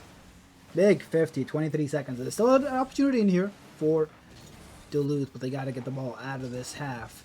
Touch out by Force to Luigi. Shot on net. Wow. What a play. And I was just about to really compliment Bloomington, in fact, about how they simplified their game. They're really just challenging the ball. They're really just playing really basic Rocket League. But because of that, an opportunity arises for Duluth to find that man upfield. And it seemed like they were going for that play the last minute or a half or so, just trying to find that midfield pass, but finally it connects perfectly. Maybe off the kickoff, Force is going to get shut down here. Now we're barreling towards overtime. Luigi might have the last opportunity here for regulation. It's going to tap. Hexy on 0 seconds. Can he find this one center? It is going to keep it alive. Zith keeps it up. A shot across the box. It's a big miss. Players on Bloomington go mid to get Garrett P will shut it down. Oh my gosh, you think they could have been game over. But we have overtime instead. Oh my gosh, an absolute heartbreaker that would have been. But now it's Fours off the kickoff. Is going to be looking for the ground pinch. Can't quite get it past. Tricky has a nice 50-50 to keep pretty safe in the corner. But it's a double commit. Tricky trying to keep this one relatively safe. And I think they just barely are able to get out of this. Zaith with a counterattack. Luigi able to cut that one. And wow, things are getting dicey here in overtime already. I mean, like a couple hot and mouth moments from both teams. Obviously, it's especially that last second of the game, right before overtime. Like Duluth definitely could have had something. 30 seconds, golden goal, game 5 overtime. Why not? Careful, Luigi, be careful. Your team has 0 boost. Nobody has boost on the Superior's team. Big touch by Force to give his team a little breathing room. That bounce will do him a lot of good as well, as somebody has to jump here to cover this. Beautiful touch by Luigi, but the Bloomington pressure is still on. They have boost advantage right now. Beautiful yoink there as well. Force's touches go straight to Zath. Hexy, not the greatest 50. Garrett P is diving. Got a challenge that you do. Well, making me a little nervous there, but Hexy last back not going to get that boost. Oh, he will. He stays on it, but will it be too little too late? No. He has the covered on that 50. Tricky. And Bloomington is just staying in this half. They just can't pick it. Oh The ball doesn't come out. gosh. The save comes out. Luigi, what do you got? You have a shot here? No. As Forrest side flips, just waits on it. Infield pass. Hexy full boost. Tricky with a pre-jump on low boost to say, nope, not on my watch. As both teams, I don't know who's winning this, Soms. It seems like really small ball right now. They're making little plays inch by inch, trying to make their way forward. And now a midfield pass comes through, but it's to kind of nobody. A double commit comes through, but it does at least get the ball clear. Forwards with a little bit of possession, but it instantly trades over to Zaith, who's looking for an opportunity midfield pass, but it's going to be Luigi to cut this one down, looking for the backboard. It's going to be Garrett P to jump. That 50-50 is going to send it over to Hexy. Looking to reset the play. Nice outplay. Can he get the bump as well? Garrett P able to stay on that one. Zaith, a nice outplay. Luigi is back. He's going to have this clear to himself in the corner, but with absolutely no boost to play with. He just has to just kind of bang it away. Garrett P bumped off that play. That's pass 2. Tricky is last. Can he defend? It's into the midfield. It's open for Luigi, and he won't miss this opportunity. And the And jubilation. breaking their game 5 curse. Able to close it out. Wow, that was honestly messy, but they're able to get it done. Duluth able to shut this one down and turn their season around a little bit, at least in the regular season. AK, wow. Yeah, I was just gonna say. I mean, the jubilation in Forza's face. I don't think I've ever seen him celebrate anything more than he did that goal. Is he gone? No, his camera's there. He still can't believe it. Look at him shaking in his boots. The first Game 5 win in history of all time ever. Well done to them, shutting down the Bloomington Maulers, who have been on a massive, massive streak. He still can't believe it. He looks relieved. He looks more excited winning this overtime game than he did winning the championship in whatever season that was. That is incredible. He genuinely has Lee in his face, but congrats them. Also, we're not done for today. As much as we are cheering and excited, we still got half a day of Rocket League left. We're going to take one more look at the schedule real quick. We got Moorhead back on the stage here, going up against Bemidji. And then later in the day, we got Winnipeg and Brainerd. Also, I do want to note, AK, that first series just says the wrong names. No, because we have to swap it, and yeah. It's on Okay. Yeah. Okay. It was bugging me really badly. I'm not gonna lie. But yeah, we know. But it looks like we still got half a day of Rocket League left for us. We're only reaching that halfway point. But absolutely congratulations for Duluth to breaking their streak. To Duluth for breaking their little bit of a Game 5 curse. But Bloomington, I don't think they're gonna feel too bad about this one. Obviously, it sucks to lose, but this is a Duluth team that did they win the major? I don't even remember. They did. But yeah, they did. Okay, that makes sense. This is a Duluth team that is to be feared. So Bloomington, honestly, they've been on a tear lately. They do lose Game 5. Honestly, I think they should have won. Honestly, they got sloppy in that last like 20-ish seconds of when they were winning to let in that goal. They started playing boomer ball a little bit too much. They got a little bit lax playing simple Rocket League, but they'll find their way back. And we have Moorhead and Bemidji right up next.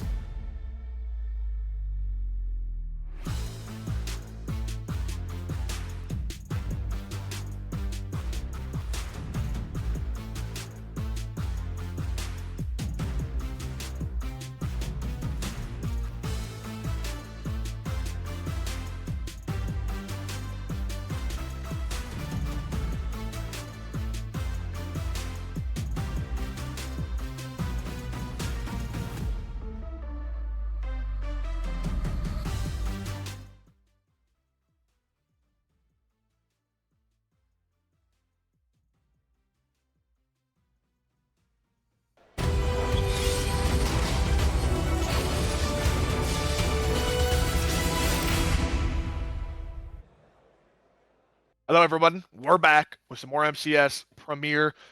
Yeah, we got ourselves an absolute banger here. Like we said before, it's Moorhead and Bemidji. We have seen Moorhead already today. Absolutely smoke Duluth. Of course, an intense game 5 as well. But now they're going to be going up against potentially the GOAT of MCS. We got Mogi holding things down. They do have a sub up. I think Wolf is being subbed out for Percy today. Join alongside with the Brick Wall as well. So we are going to be seeing a bit of a spirited match here, and it's going to be tough to predict as we see Moorhead. Despite being low in the standings, they just got themselves an absolutely monstrous win against a team that just won Major. So this is going to be a tough one to predict, AK. Yeah, especially for me. I'm predicting another sweep. Let's see who I cast or curse this time, but yeah, I mean, we have one of the sets of the players. We do have a sub up, so maybe that will factor in. But like you said, I mean, we have the I think it is the undisputed GOAT, isn't it? Like it is the undisputed GOAT of MCS in Logie here. He is LeBron of MCS. Or Jordan, depending on what you're into. But Mogi's in the lobby. Percy and Brickwall are his teammates against the Stewie team. Stewie, Trash, and Bubbly Reaper that we watched in that first series not look too shabby themselves, closing out a Game 5 win against the Duluth Superiors. Give me Mogi in 3, why not? If it goes to 5 again. You know, it's almost time for the fourth series of the night to start. Am I wrong? I got no clue. I'm just here. I'm just hanging out. It is almost time for the fourth series to start. We're starting the third one. Nice. As we wait on the Moorhead Musketeers to join, we will get started immediately. But yeah, Zums, I will take the Bemidji Lumberjacks. Wow. I'm gonna have a tough time predicting against Moorhead here. I'm definitely gonna be predicting Moorhead. I know we just said that he's the GOAT and all, but I know this team's been struggling all season long too, but they're a chem team, and I think they are gonna be able to close this one out here. I almost never predict against Mogi, but I think a lot's playing against them today. I think Moorhead are looking really good today. Like you said, they were able to take down an absolute monster of a team in Duluth in 5. And also Bemidji have a sub, so I don't think that's going to help them in any way, shape, or form. Maybe that just gives Mogi more space, but yeah, I'm going to be predicting Moorhead here. Let's see how things turn out here. I believe we're still waiting on that Moorhead's team to join up the lobby. Let's just spam invite them, why don't we? Let's just absolutely spam. Oh, they're playing a ranked game. Fire. Okay.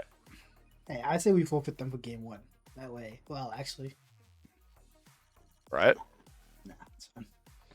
Forfeit Stewie. Yeah. Hurry it up. I think that would work. But we They're do have currently Percy and Brick Wall chilling in the cams. No Mogi, which is surprising. He usually almost always is in the cams. fraud watch for today, apparently. Definitely fraud watch, but that is. I think that's who is that at the bottom? Is that this Percy? No idea, to be honest, but they look like they're just kind of hanging out, chilling. They don't look really stressed at all.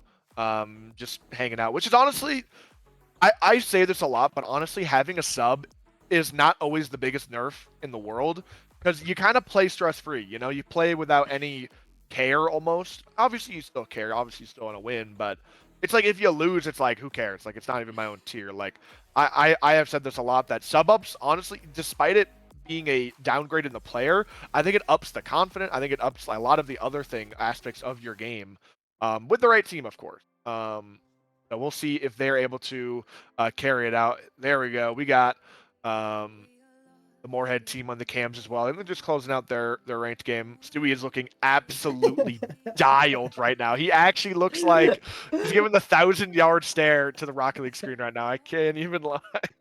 Oh my god. Hopefully they're winning. I can't check the friend list right now, but I got us. They are in overtime, of course. Okay, 3-3 in overtime. They're done with their game. They just finished up. Don't know who won. At Zoms. Buddy, do you know who our Chow team is? Says Mode. At Zoms. Yeah, the Chow team is Percy. It was Chip, and then Turtle Meat, I believe. it is Chip, Percy, and Turtle Meat. That is correct. Nice. Okay. Yeah, they're a top team for sure. That's why I think honestly this sub up is better than maybe a lot of others. Maybe I'm wrong about that, but I think Percy is one of those people you want subbing up. He's been out. He's been performing insane in Chow. He's had the stats all season long. Now, do you necessarily need someone with the stats going up into Chow? Or sorry, going up into Prem, like from Chow to Prem? I don't know. We're about to find out. Sometimes I think it's just the well-rounded players that need to sub up in support, especially for Mogi. Mogi honestly just needs to do his own thing. I think that's the avenue to success here. Will they be able to do that?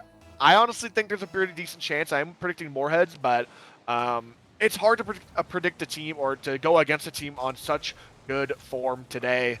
We'll see, AK, how that pans out. Yeah, looking forward to seeing how they play, because obviously like you watch them play in one series, so like it's just more variety, seeing them play against a different team, different context, different play styles. Bubbly Reaper chasing Mogi. Who has Bubbly Reaper's cam? Oh, I just see Bubbly Reaper in everybody's cam. I see. I know what the problem is. I Okay. on the back end. Bubbly Reaper is everywhere, as he always is.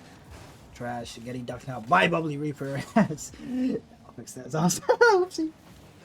I'll take over for a little bit here. Let me know when you are good to go, Percy. Take an opportunity here. Mogi's actually gonna go missing here. Brick Wall's gonna be called upon here, looking for the sidewall. Stewie's already flying up, able to challenge that ball pretty well. Brick Wall on the backboard is not able to find his way through, but finds a nice demo. Percy looking for the double tap, can't quite find it. Now Mogi to take space with a 100 boost. What can he do? Looking for the pop reset, going low, looking for the bottom corner. Trash and Stewie combined to get the save cleared away. Trash, high ball chasing after them, but with low boost. It's going to be Percy for the first touch here. Brickwall looking for that midfield pass to Mogi is going to be shut down, but Brickwall able to take possession right back. Flicks that ball high. Mogi pre-jumping, looking for the dunk, can't quite find it as Stewie taps into this corner.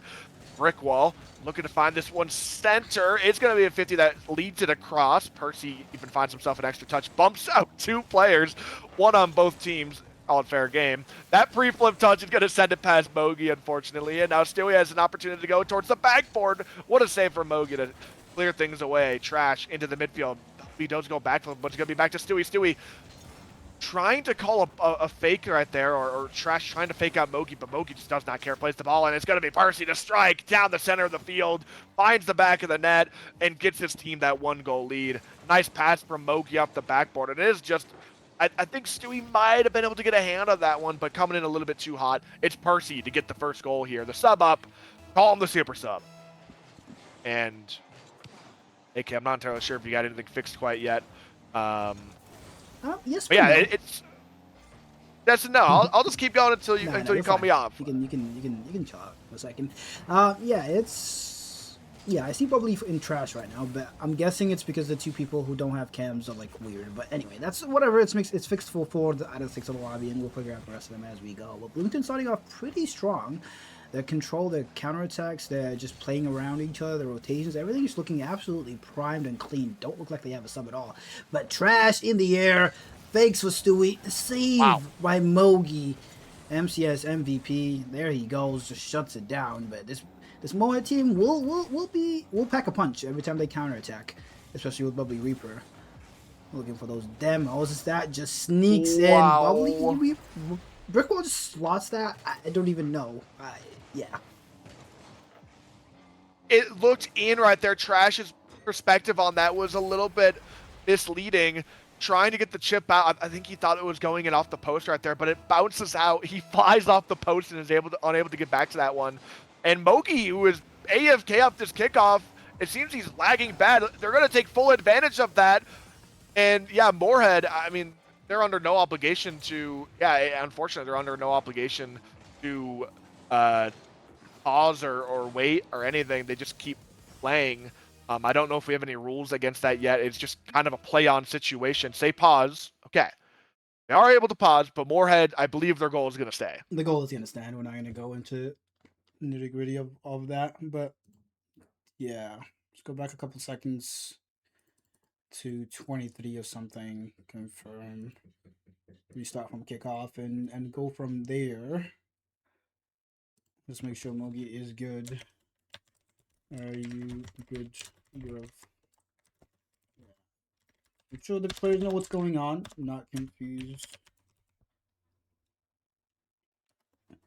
I mean, he was clearly AFK after that kickoff, but I I still think it's just like a technical thing where they get the goal badly. Not entirely sure.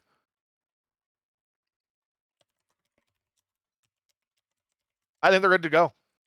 They said I think I'm all right.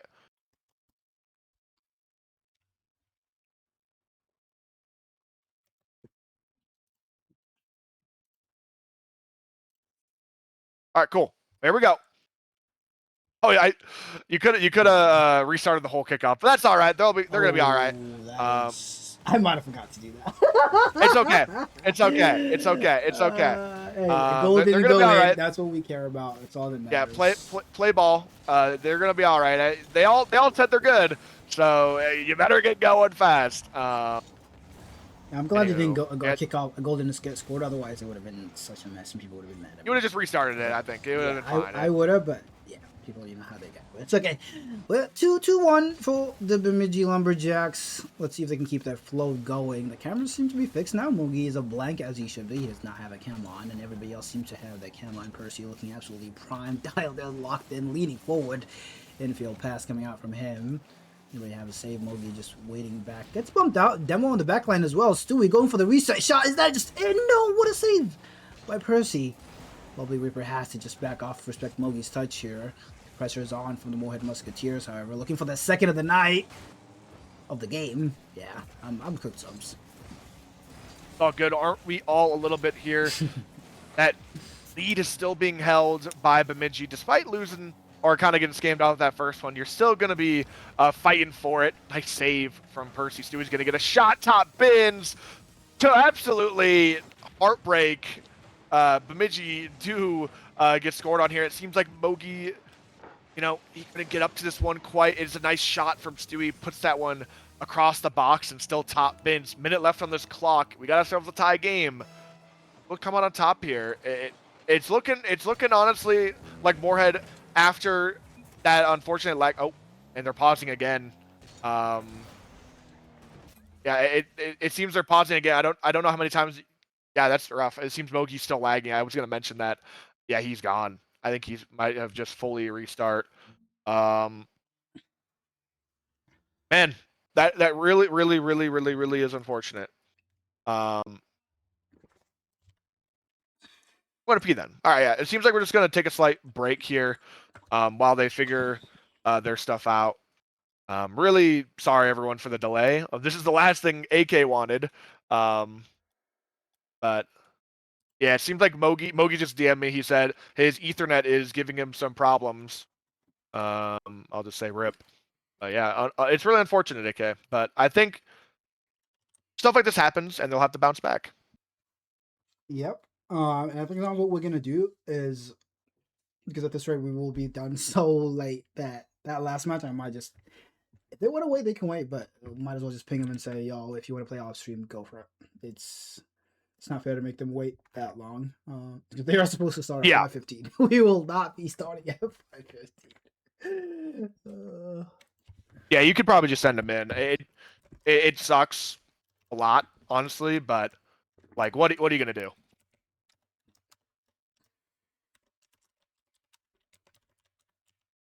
It just, stuff like this happens, and there's not much we can do sometimes. We're making our way through it.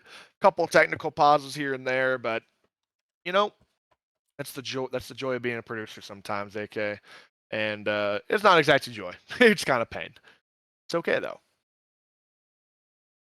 They'll hopefully rebound. Thankfully, this is happening early in the series, not like super late in the series where things are getting like really intense, where the teams are still kind of warming up to each other.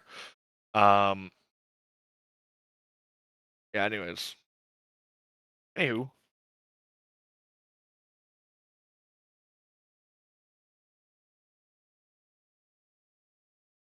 Yep. Now Bubbly Reaper is asking, so how's life? Okay.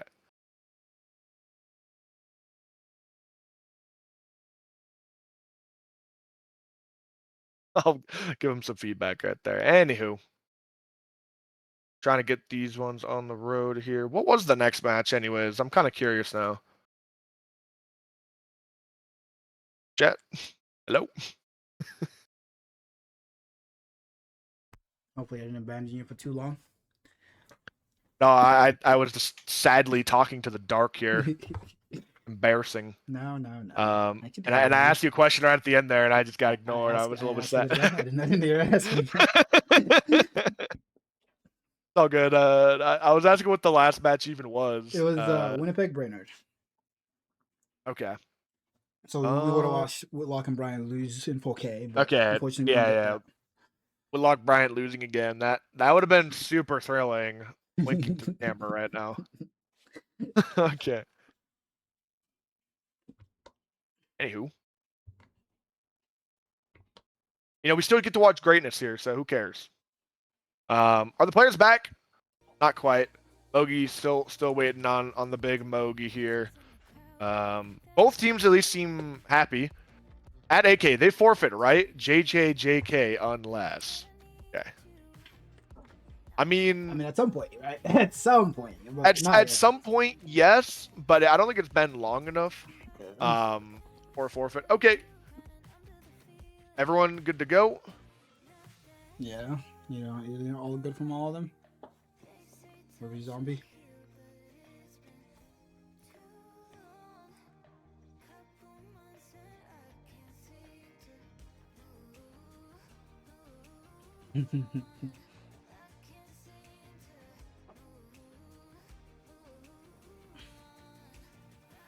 Okay.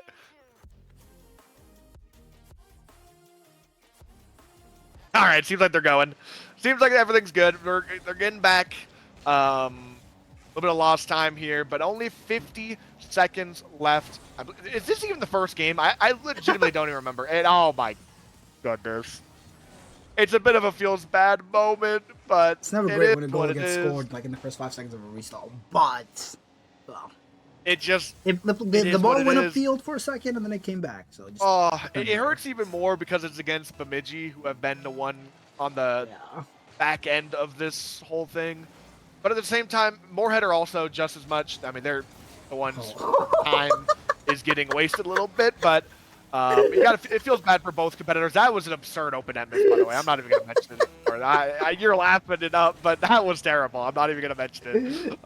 It happens to the best of us, and unfortunately, we see a game left here, AK. It's still possible for Bemidji. What a bump, but it's not good enough to spark an opportunity here. I'm sorry. I need to regain a little bit. Give me a second. There's almost a passing play coming out from the Lumberjacks. They have to go cross-field. If ever there's a man to do it, it is Mogi, but no boost. So he tries putting it down. Brick wall is up. Does he have the beat out? He has a reset. Maybe. Gets it over. Wait a minute. Oh! Almost. Not quite.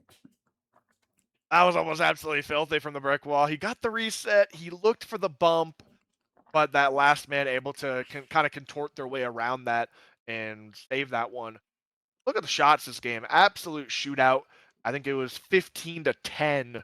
Bemidji ended up kind of slipping in the later ends of that game, which you can't really blame them for. Kind of tilting a little bit as you lose a player over and over again. Two of the goals that game were conceded while Mogi had red ping, or was just completely lagged out, which is a bit of a feels bad for Bemidji. Will they clap back though? Will they get back into the series? I think it's a yes. I think Moorhead have found their flow though, and it's going to be a lot more difficult to get back in this one. Because once Moorhead start cooking, it seems like they're just a steam engine, which just does not want to stop. Moorhead, they're cooking now. Can Bemidji claw their way back?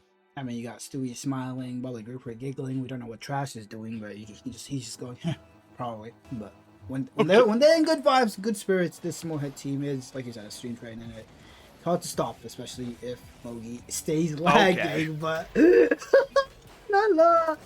that is the man, that is the myth, that is the legend, that is the Zen of MCS. Like, maybe that's even an understatement. The Monkey Moon of MCS, everything of MCS. He is the guy. Beautiful corner read. Nobody able to stop it. And says, just give me 5 seconds of no lag, and I'll show you what I can do. What a stupid goal! What an absolutely just stupid goal! That was absolutely perfect. Able to find the back of the net right there, and continuing on. What else can they do? Now, trying to march their way up the field as the midfield pass comes through here. Mercy on the backboard. What a shot towards the back of the net. Slots that one, and it's good. What is it that Shogun once said? Run from it. Something you can't hide. You're all living in it. That's Mogi's world, and we're all living in it. Beautiful shot. Good bump chasing on the goal line as well from Brickball. And Bemidji start off game 2 very, very well. But we have seen Moorhead come back from a lot bigger deficits. We got to be locked in inside, stay composed, keep doing what you're doing. As Stewie will just keep the offense, try and get one back by his team. Infield pass, nobody there. Mogi, beautiful touch, gets it around one. Trash last back, has to be careful. Able to just squeeze it into the corner. Water cut off by Bubbly Reaper, and it seems like the Bemidji offense has just stepped up. What happens, when the team is not lagging? Yeah, Mogi is come back with a vengeance, and it is just a slaughter. Mogi doesn't care what is happening. He doesn't care who he's playing against. A bit of a team bump right there between Trash and Stewie. Forces the defense to be extremely awkward, and yeah, just an absolute wonder play. Top bins. That reset goes flying in under a minute. Oki has scored 3. He's got a hat trick. He is the Messi right now. And oh my gosh, don't tell me it's 4. This is ridiculous. He's shooting 4 for 3 right now. In less than a minute. This is insane. Just a hard cheater off the kickoff. That one kind of ends up being an own goal. But Moorhead are just helpless. Genuinely helpless. And Bemidji are just marching easily into the Moorhead half. And will we see it again? Is it going to be Percy to step up this time? It's going to be open for Brick Wall. And it's 5 now. And it's barely been more than a minute. AK, this is domination.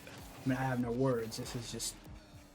It's just a culture shock. I don't know what just happened. Even Matt is like, look at him. He's just brushing his shoulders. He's like, I don't know what's going on. But I mean, when this stuff like this happens, 5 goals in a minute, hopefully it doesn't happen often enough. But when it does happen, all you can do is just play it like it's 0-0. Just lock in, do the best you can, and use it as an option. Oh my God. Like, oh my like God. It's actually LeBron, bro. Like at some point it's gonna be too much blizzard. We have to stop. But like, I don't know when that point is. Like, I feel like he deserves it all. As right now, they're just absolutely stacking this blue corner and just keep bringing it off in Mogi. 1v1 against Bubbly Reaper and 0 boost. Bubbly shuts it down. That's what you need. Little momentum shifter. As Brickwall and Percy will beat each other out. Mogi, beautiful touch, keeps the defense defending. And Stewie, no boost. Doesn't get the musty. The offense is back. Mogi gets called off. Faking out. Wow. Stuff is happening. It's not in. Somehow Brickwall... Okay. I love open net misses. I don't know. They make me happy. They remind us that we're not alone out there. Just missing open nets every second of my life. What a shot!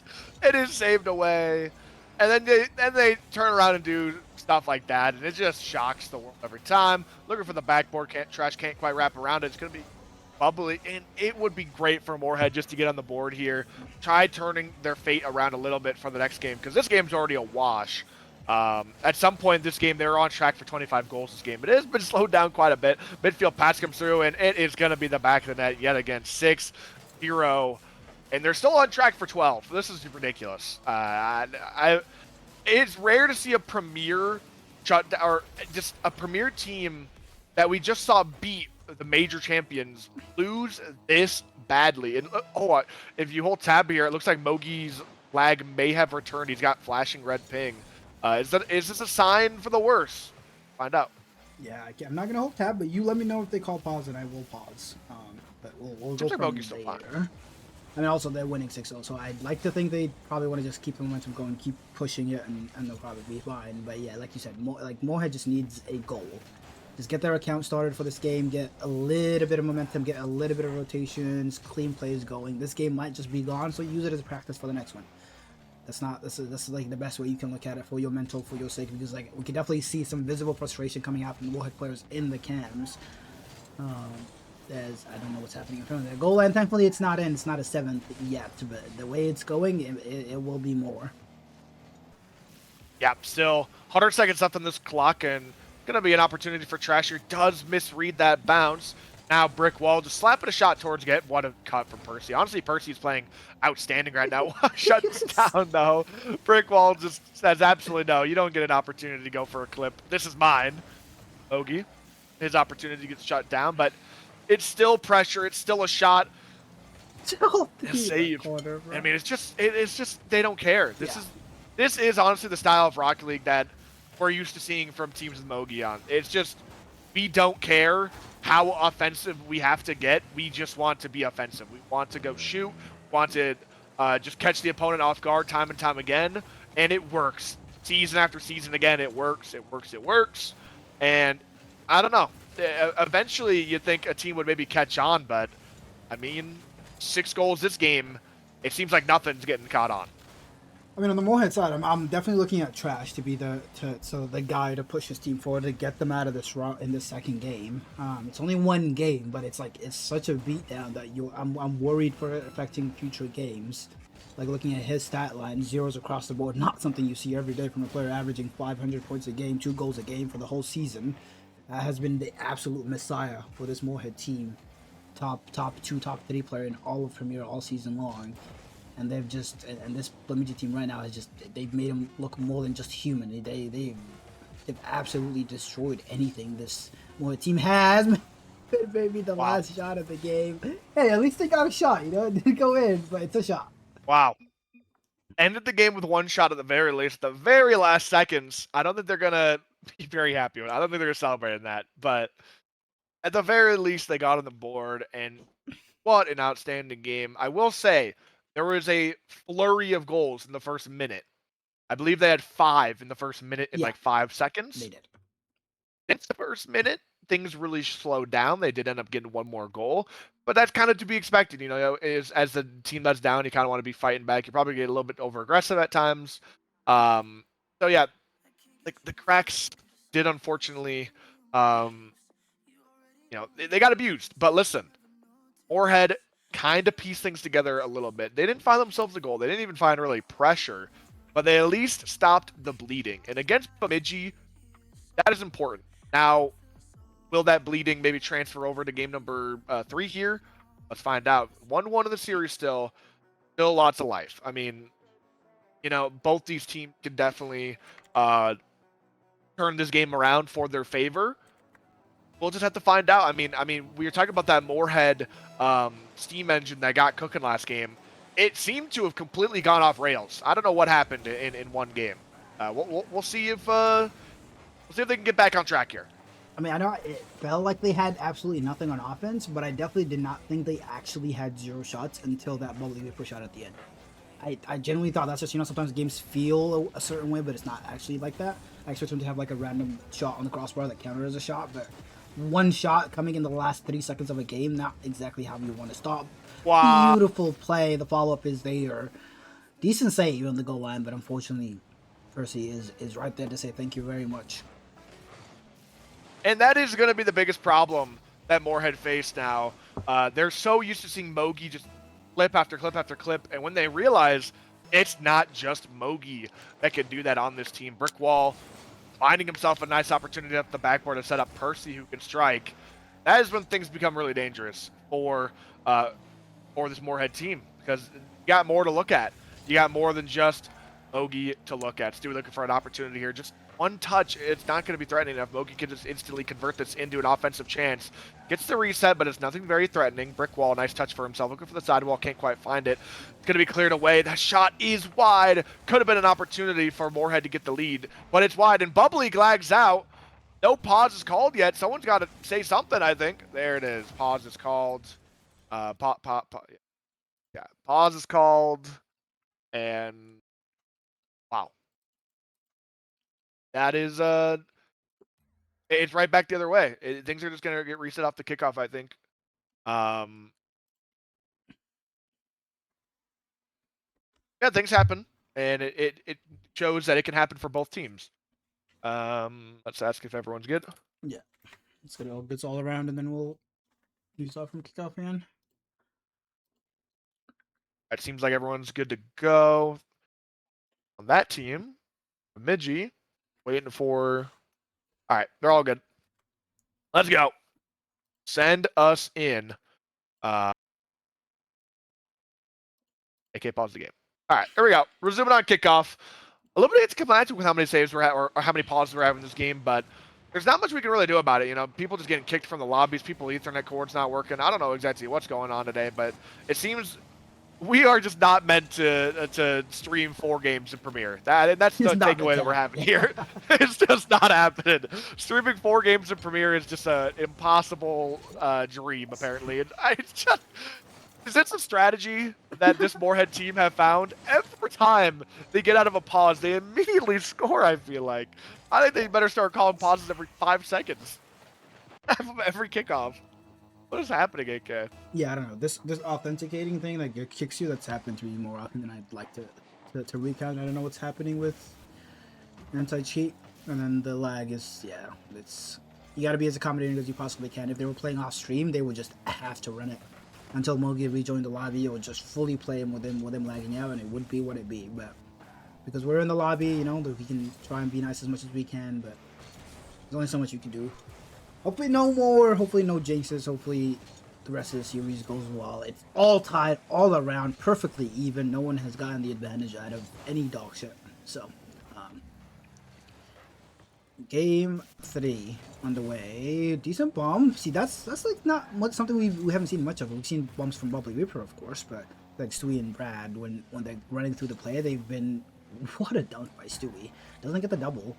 But they're diving a lot more now. I think they're realizing they're giving this Fimichi team a little too much respect, a little too much space, perhaps. And they need to close that space down. And do that, and you will have a lot of opportunities, especially if they're pre-jumping like that. That's pretty much open. As Bubbly Reaper... Oh no! Wall. I don't know why I wanted to say Bubbly Reaper, but... Almost something going in for the Moorhead Musketeers as trash. Been a little quiet in this series. Beautiful carryover. One brick wall has the backboard covered. Mogi, insane touch to the backboard. Shot is there. Brick wall, stoic. An absolute brick wall, and gets a shot too. What? Yeah, what a transition right there. Brick wall gets the save for himself. Mogi taps it up to him and just fires away. Trash is last. Getting aggressive right there. Not really wanting to back off on the offensive end, and immediately gets punished for it. It's tough for Moorhead. It's going to sting right there because they had an open net right there. I don't exactly remember who had the open net to shoot on, but they just missed their shot. And you might remember that for the rest of this game, especially if it comes to bite you like it already has. But it can always be worse. Mogi off the ceiling looking for the crazy shot. Might double as a pass, Stewie. Nice composure right there. Trash is just going to roll it in. That is exactly the play that you were talking about not even a minute ago, where you need someone other than Bubbly to run ahead of the play. You got a 2v1. Make it a 1v0, you know? Make it a 2v0. Give that teammate with the ball a completely open net to just roll in. And you're going to convert so many times on those plays where you just outnumber. And excellently played right there. That is the version of Rocket League that, honestly, I remember seeing this duo of Stewie and Trash play last season. They did a lot of that last season. And it paid off a lot. And it's going to pay off again, this time in a different way. A nice early challenge sends the ball. Percy's double kind of just gets away from him, and Trash is just chasing Mogi around the field, and that net is going to be open. Yeah, I don't know what total means by somebody's mic is on. You got to clarify, bud. But yeah, I mean, as like you said, make it... What's happening? It's not in. It's safe for now. But as long as it... Yeah, make it a 1v0. Get the heads up demo, play slow, play it controlled, and you'll have a lot more hope and more advantage, because like this Mimiji team is committing so heavily of every single play. Because more often than not, if you get the demo on the last man, it will be an open net. As Percy fakes it out from Mogi, who does get dunked out by Bubbly Reaper, finally gets challenged. Not giving him the freedom of the pitch this time. Percy last back awkward. Decent touch. I don't know what's happening. A little ping pong, but the ball is just able to just go midfield. Big boom. Who's up? Percy. Free ball. And Moorhead have taken a lot of time off this clock, and we haven't seen the high-flying offense. Shot, goal line demo. No, not going to come through. But I mean, we asked for zombs, we got it. We're getting the heads-up play, the heads-up bumps from this Moorhead team. Very, very aggressive, putting so many shots on net. Infield passing, boom, shot, bottom corner, demo chase on the goal line. Everything we've asked for in this play. That was an absolutely perfect play. Just rips this one across the box. Stewie to Trash to the bottom right corner. Percy not able to get that save as he comes diving across, but absolutely spots it. 30 seconds left on this clock, and now Moorhead got themselves that 2-goal lead. Bemidji looking to march forward, looking for a way to get back in this game. It's going to be Mogi off the ceiling. What can he do? Looking for the reset. Kind of gets a little bit too fancy. It's going to be Brick off the corner. He does not have it. Percy keeping this ball in contention. What a touch from Brick Wall to keep Bubbly awkward. It's maybe a miss to Trash, able to get called upon, able to get that save. It's going to be Mogi. Shot. That's all it is, though. And Stewie on the backboard, able to clear this one away. Only a few seconds left. It's getting drained away. Yeah, that last man comes diving in. It's open for Stewie. He'll slot it. We're going to have that one more kickoff, but it is most certainly GG's. Moorhead able to get ahead in the series now. And this one felt good. It didn't feel like they won just because they got a cheap goal off the pause. They truly found a way to get some offense sparking. No one can complain about this. They had offense, midfield passes, they were slotting, run-ahead bumps. They played their game. Moorhead are back. We're back, and hopefully they can retain that. I mean, it will be a serious point for them to go 2-0 for the day. I mean, the way that today has gone, I would not be surprised if we went to 5. Especially, I mean, with Mogi going 0 for 3, not something you'll see every day. So, looking forward to seeing what adjustments we see from this Bemidji team. But excellent heads-up play, excellent plays all around as a team. They were communicating well. They were chasing for each other. They were doing everything perfectly as a team, as we know they have done. They do. And it worked. And Stewie with 800 points a game. That is, wow, I didn't even see that. 3-1-3-3, the stat line. That's what you need from what is your third rounder essentially on the team. Yeah, not an absolutely terrible game, you could say. Coming out here, performing, shooting 3 for 3, also getting 3 saves, and it seems like Moorhead have really turned this game around. They seem locked back in. That maybe call that second game a fluke because they got scored on so many times right off the start. Ogie just was going absolutely berserk, and I think they're gonna have to replicate that. It's just how replicatable is that for Mogi? Honestly, I'm gonna say it is replicatable because we see him do it season and season and season again and again and again. But you got to do it right now, this game, honestly, just to stay alive, because your team is definitely resting a lot of their offense on Mogi. I know I was saying before that Brickwall and Percy, are able to step up in a big way, but unfortunately, that is a mistouch into a miss on the backboard. Yeah, Percy very awkward. Mogi not able to scramble back, and Moorhead to get themselves a lead right off the bat here. That is brutal. I mean, before you got interrupted by that goal, you were saying it perfectly. It's a kickoff goal coming out. We've seen so many kickoff goals from this Moorhead team. That's what happens when the team plays together so often. But finishing my point, the offense relies so heavily on any Mogi team ever, to be honest, on Mogi, that when he's not on, unless his teammates can step up, it's pretty much over. It's very much over. We need him to have a stupendous amount of impact almost always. And so far, Percy, thankfully that's not it for his sake. Percy and Brickwall have been pretty quiet in this game in the last ergo. They're losing now. So somebody has to step up, and that might be it, as Mogi's shot going off the inside of the post. Not going to sneak in. Bobby reproduce a 50 trash, helps him out. Mogi last back, full boost, takes his time. Goes missing, puts his team awkward. Infield pass, the shot is just not there. Nobody volleying close. Trash electing to just play safe, and it will pay off. I don't know how that's it, but eventually Stewie gets the ball in there. Trash says, thank you very much. I don't know what happened to the defense. Is Bubbly Reaper involved? Maybe. I think somebody got bumped. Yeah, he got sent away. And it seems like Mogi's playing this very rash style of Rocket League. It looked like he was just driving around the map very, I don't know how to even describe it, just recklessly. It just seemed wrong. The way he was kind of swerving in and out, just grabbing pads and whatnot. But he couldn't quite find his touches. He couldn't quite...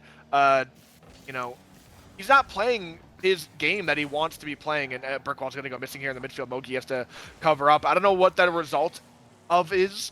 I don't know if he's just not confident. I don't know if that lag is maybe still taking a toll. I don't exactly know what is happening with Mogi, but it just seems off by a click or two. And he's going to have to get back into this if he wants any chance of winning this series. Down 3, and this is must win. I mean, you can't really take any more risks or have any more mistakes. Mogi needs to lock in here, looking for the corner double, and unable to do that again. We almost saw that exact same play in that 6-0 shutout that we saw before. And Mogi is getting shut down on the backboard consistently, AK. Yeah, I mean, it's like you said, it's literally fraction off as he gets that shot to fall. But that That's skim attempt, that reset double attempt, they were so close to going in. But I mean, I want to give a little bit of credit to Moorhead because they're now putting hands up a lot faster and a lot more consistently than they were. They're meeting him up on high. They're forcing him into angles where their next teammate can follow up well. And that is, and then that combined with the fact that Mogi is not getting the perfect touch every time, I mean, his shots are just not falling. They're not going in, and Moorhead is just absolutely locked in and dialed. Yeah, it's tough to do. Brick wall looking for that musty off the sidewall there. It's going to get shut down again. Percy back, no boost. And it's really tough to ask Percy to step up. You know, you can't really ask the guy subbing up to be the one to step up. You can't really ask much more of that sub up. I mean, Percy's been playing an excellent game, to be honest. Honestly, at times you forget that he is subbing up. He's really been fitting in this team pretty well, but unfortunately, once this Moorhead team got cooking, it's been all downhill. Still looking for a way back. Bemidji only down by 2 here. 2 minutes left, but Trash looking to extend that lead back to 3. Pop reset, looking for the backboard. It's going to be a finish. Bubbly does go missing. Trash trying to get that perfect dot. Oh my gosh, it's a Mogi pinch. I mean, it's just class. It's just class, AK. This is I mean, 145 kph. That is ridiculous. I can't. I mean, there's a reason it's not called a Cookster pinch anymore. It's a fucking Mogi pinch. Right? I don't know what anybody says. It's the Mogi pinch. It truly is. I mean, he has those down like formula. I mean, it is just unbelievable. He's gonna have a tap in again here, a miss on the backboard, and how foolish of me to say that they are looking like they have no way back into the series. Another hat trick from Mogi already, and Bemidji are back. I mean, Moorhead are gonna have to put a stop to this Bemidji, roll now. I don't know what they're gonna have to do, but Bemidji are back. This is insane. I mean, this goes to show how crazy of a game Rocket League is. Because 10 seconds ago we were talking as if the series was over, the game was over. Moorhead had figured out everything. Stewie and Demo on the goal line, beautiful pass. I mean, this is what they've been doing well, right? The infield pass, the player ready to shoot, Demo on the goal line, bada bing, bada boom, it's open. So well done to them. But finishing up my last point, it's crazy how much that just shifted in like 5 seconds. One beautiful pinch from Mogi into a kickoff goal, and boom, we were tied. And all of a sudden it was like, oh no! Mogi AFK, someone call a pause. Oh, I think they got the pause off before the goal. Yeah, that goal. They did. Yeah. But yeah, that is unfortunate timing. Yeah, goal won't stand. 4-3 at 1:36, I believe. And Mogi's just.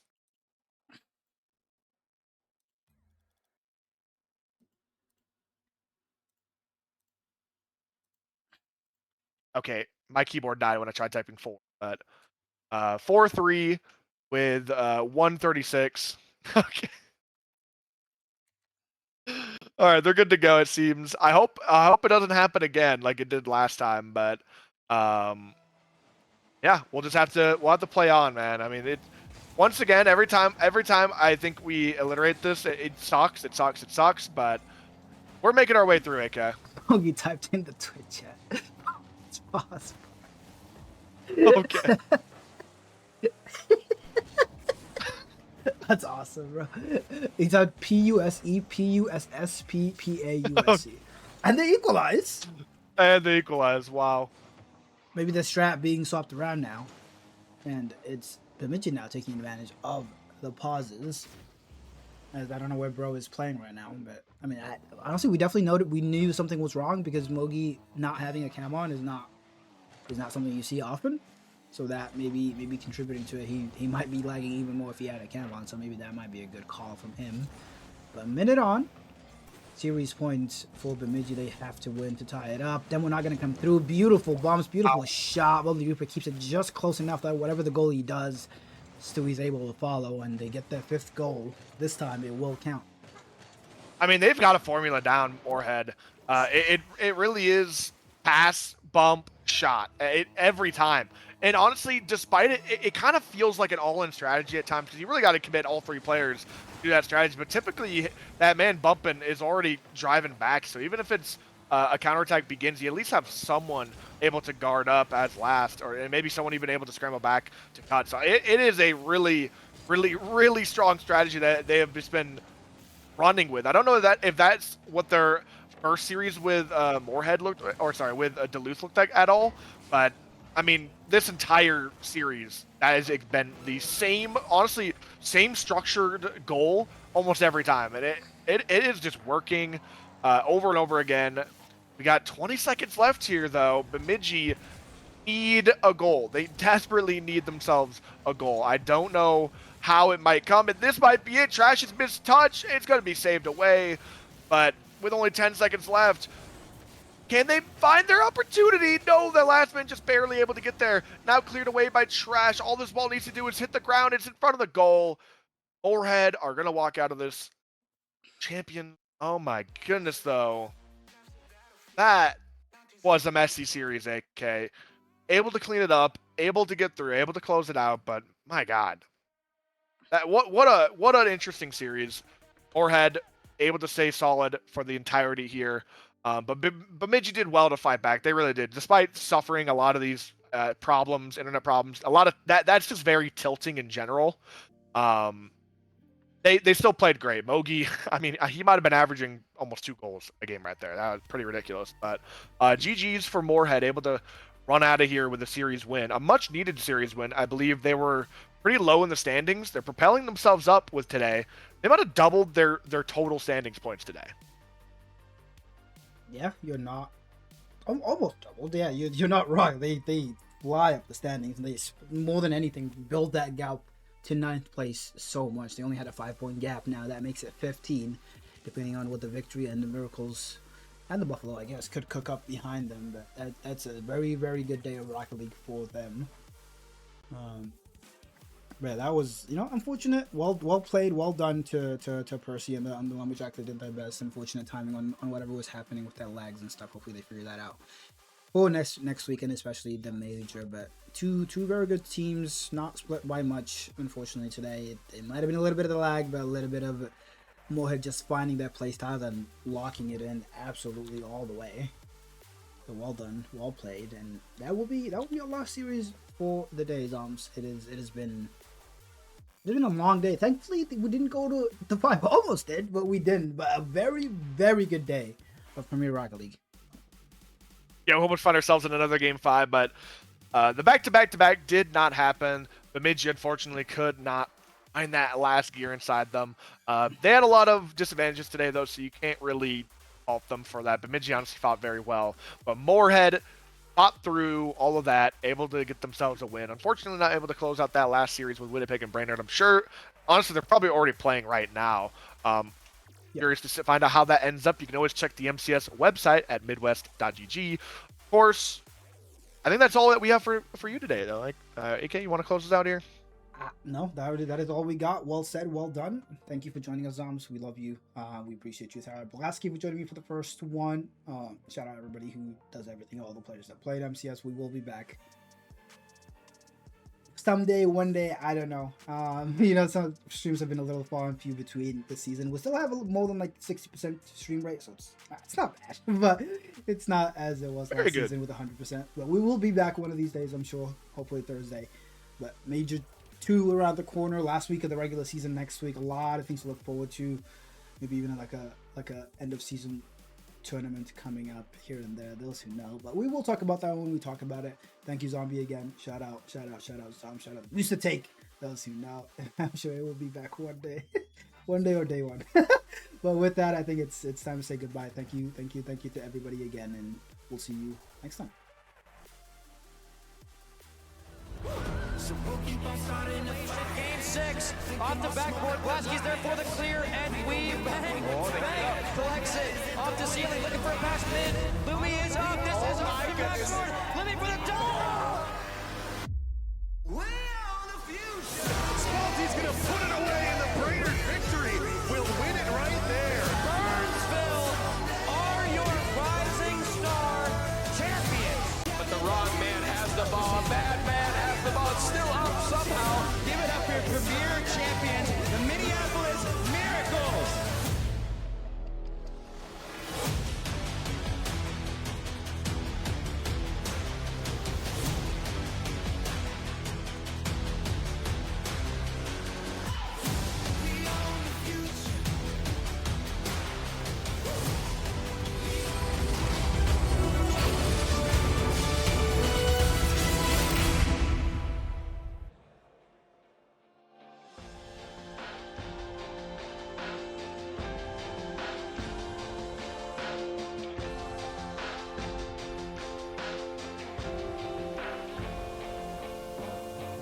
Did we take it too far to say that we could not pretend now?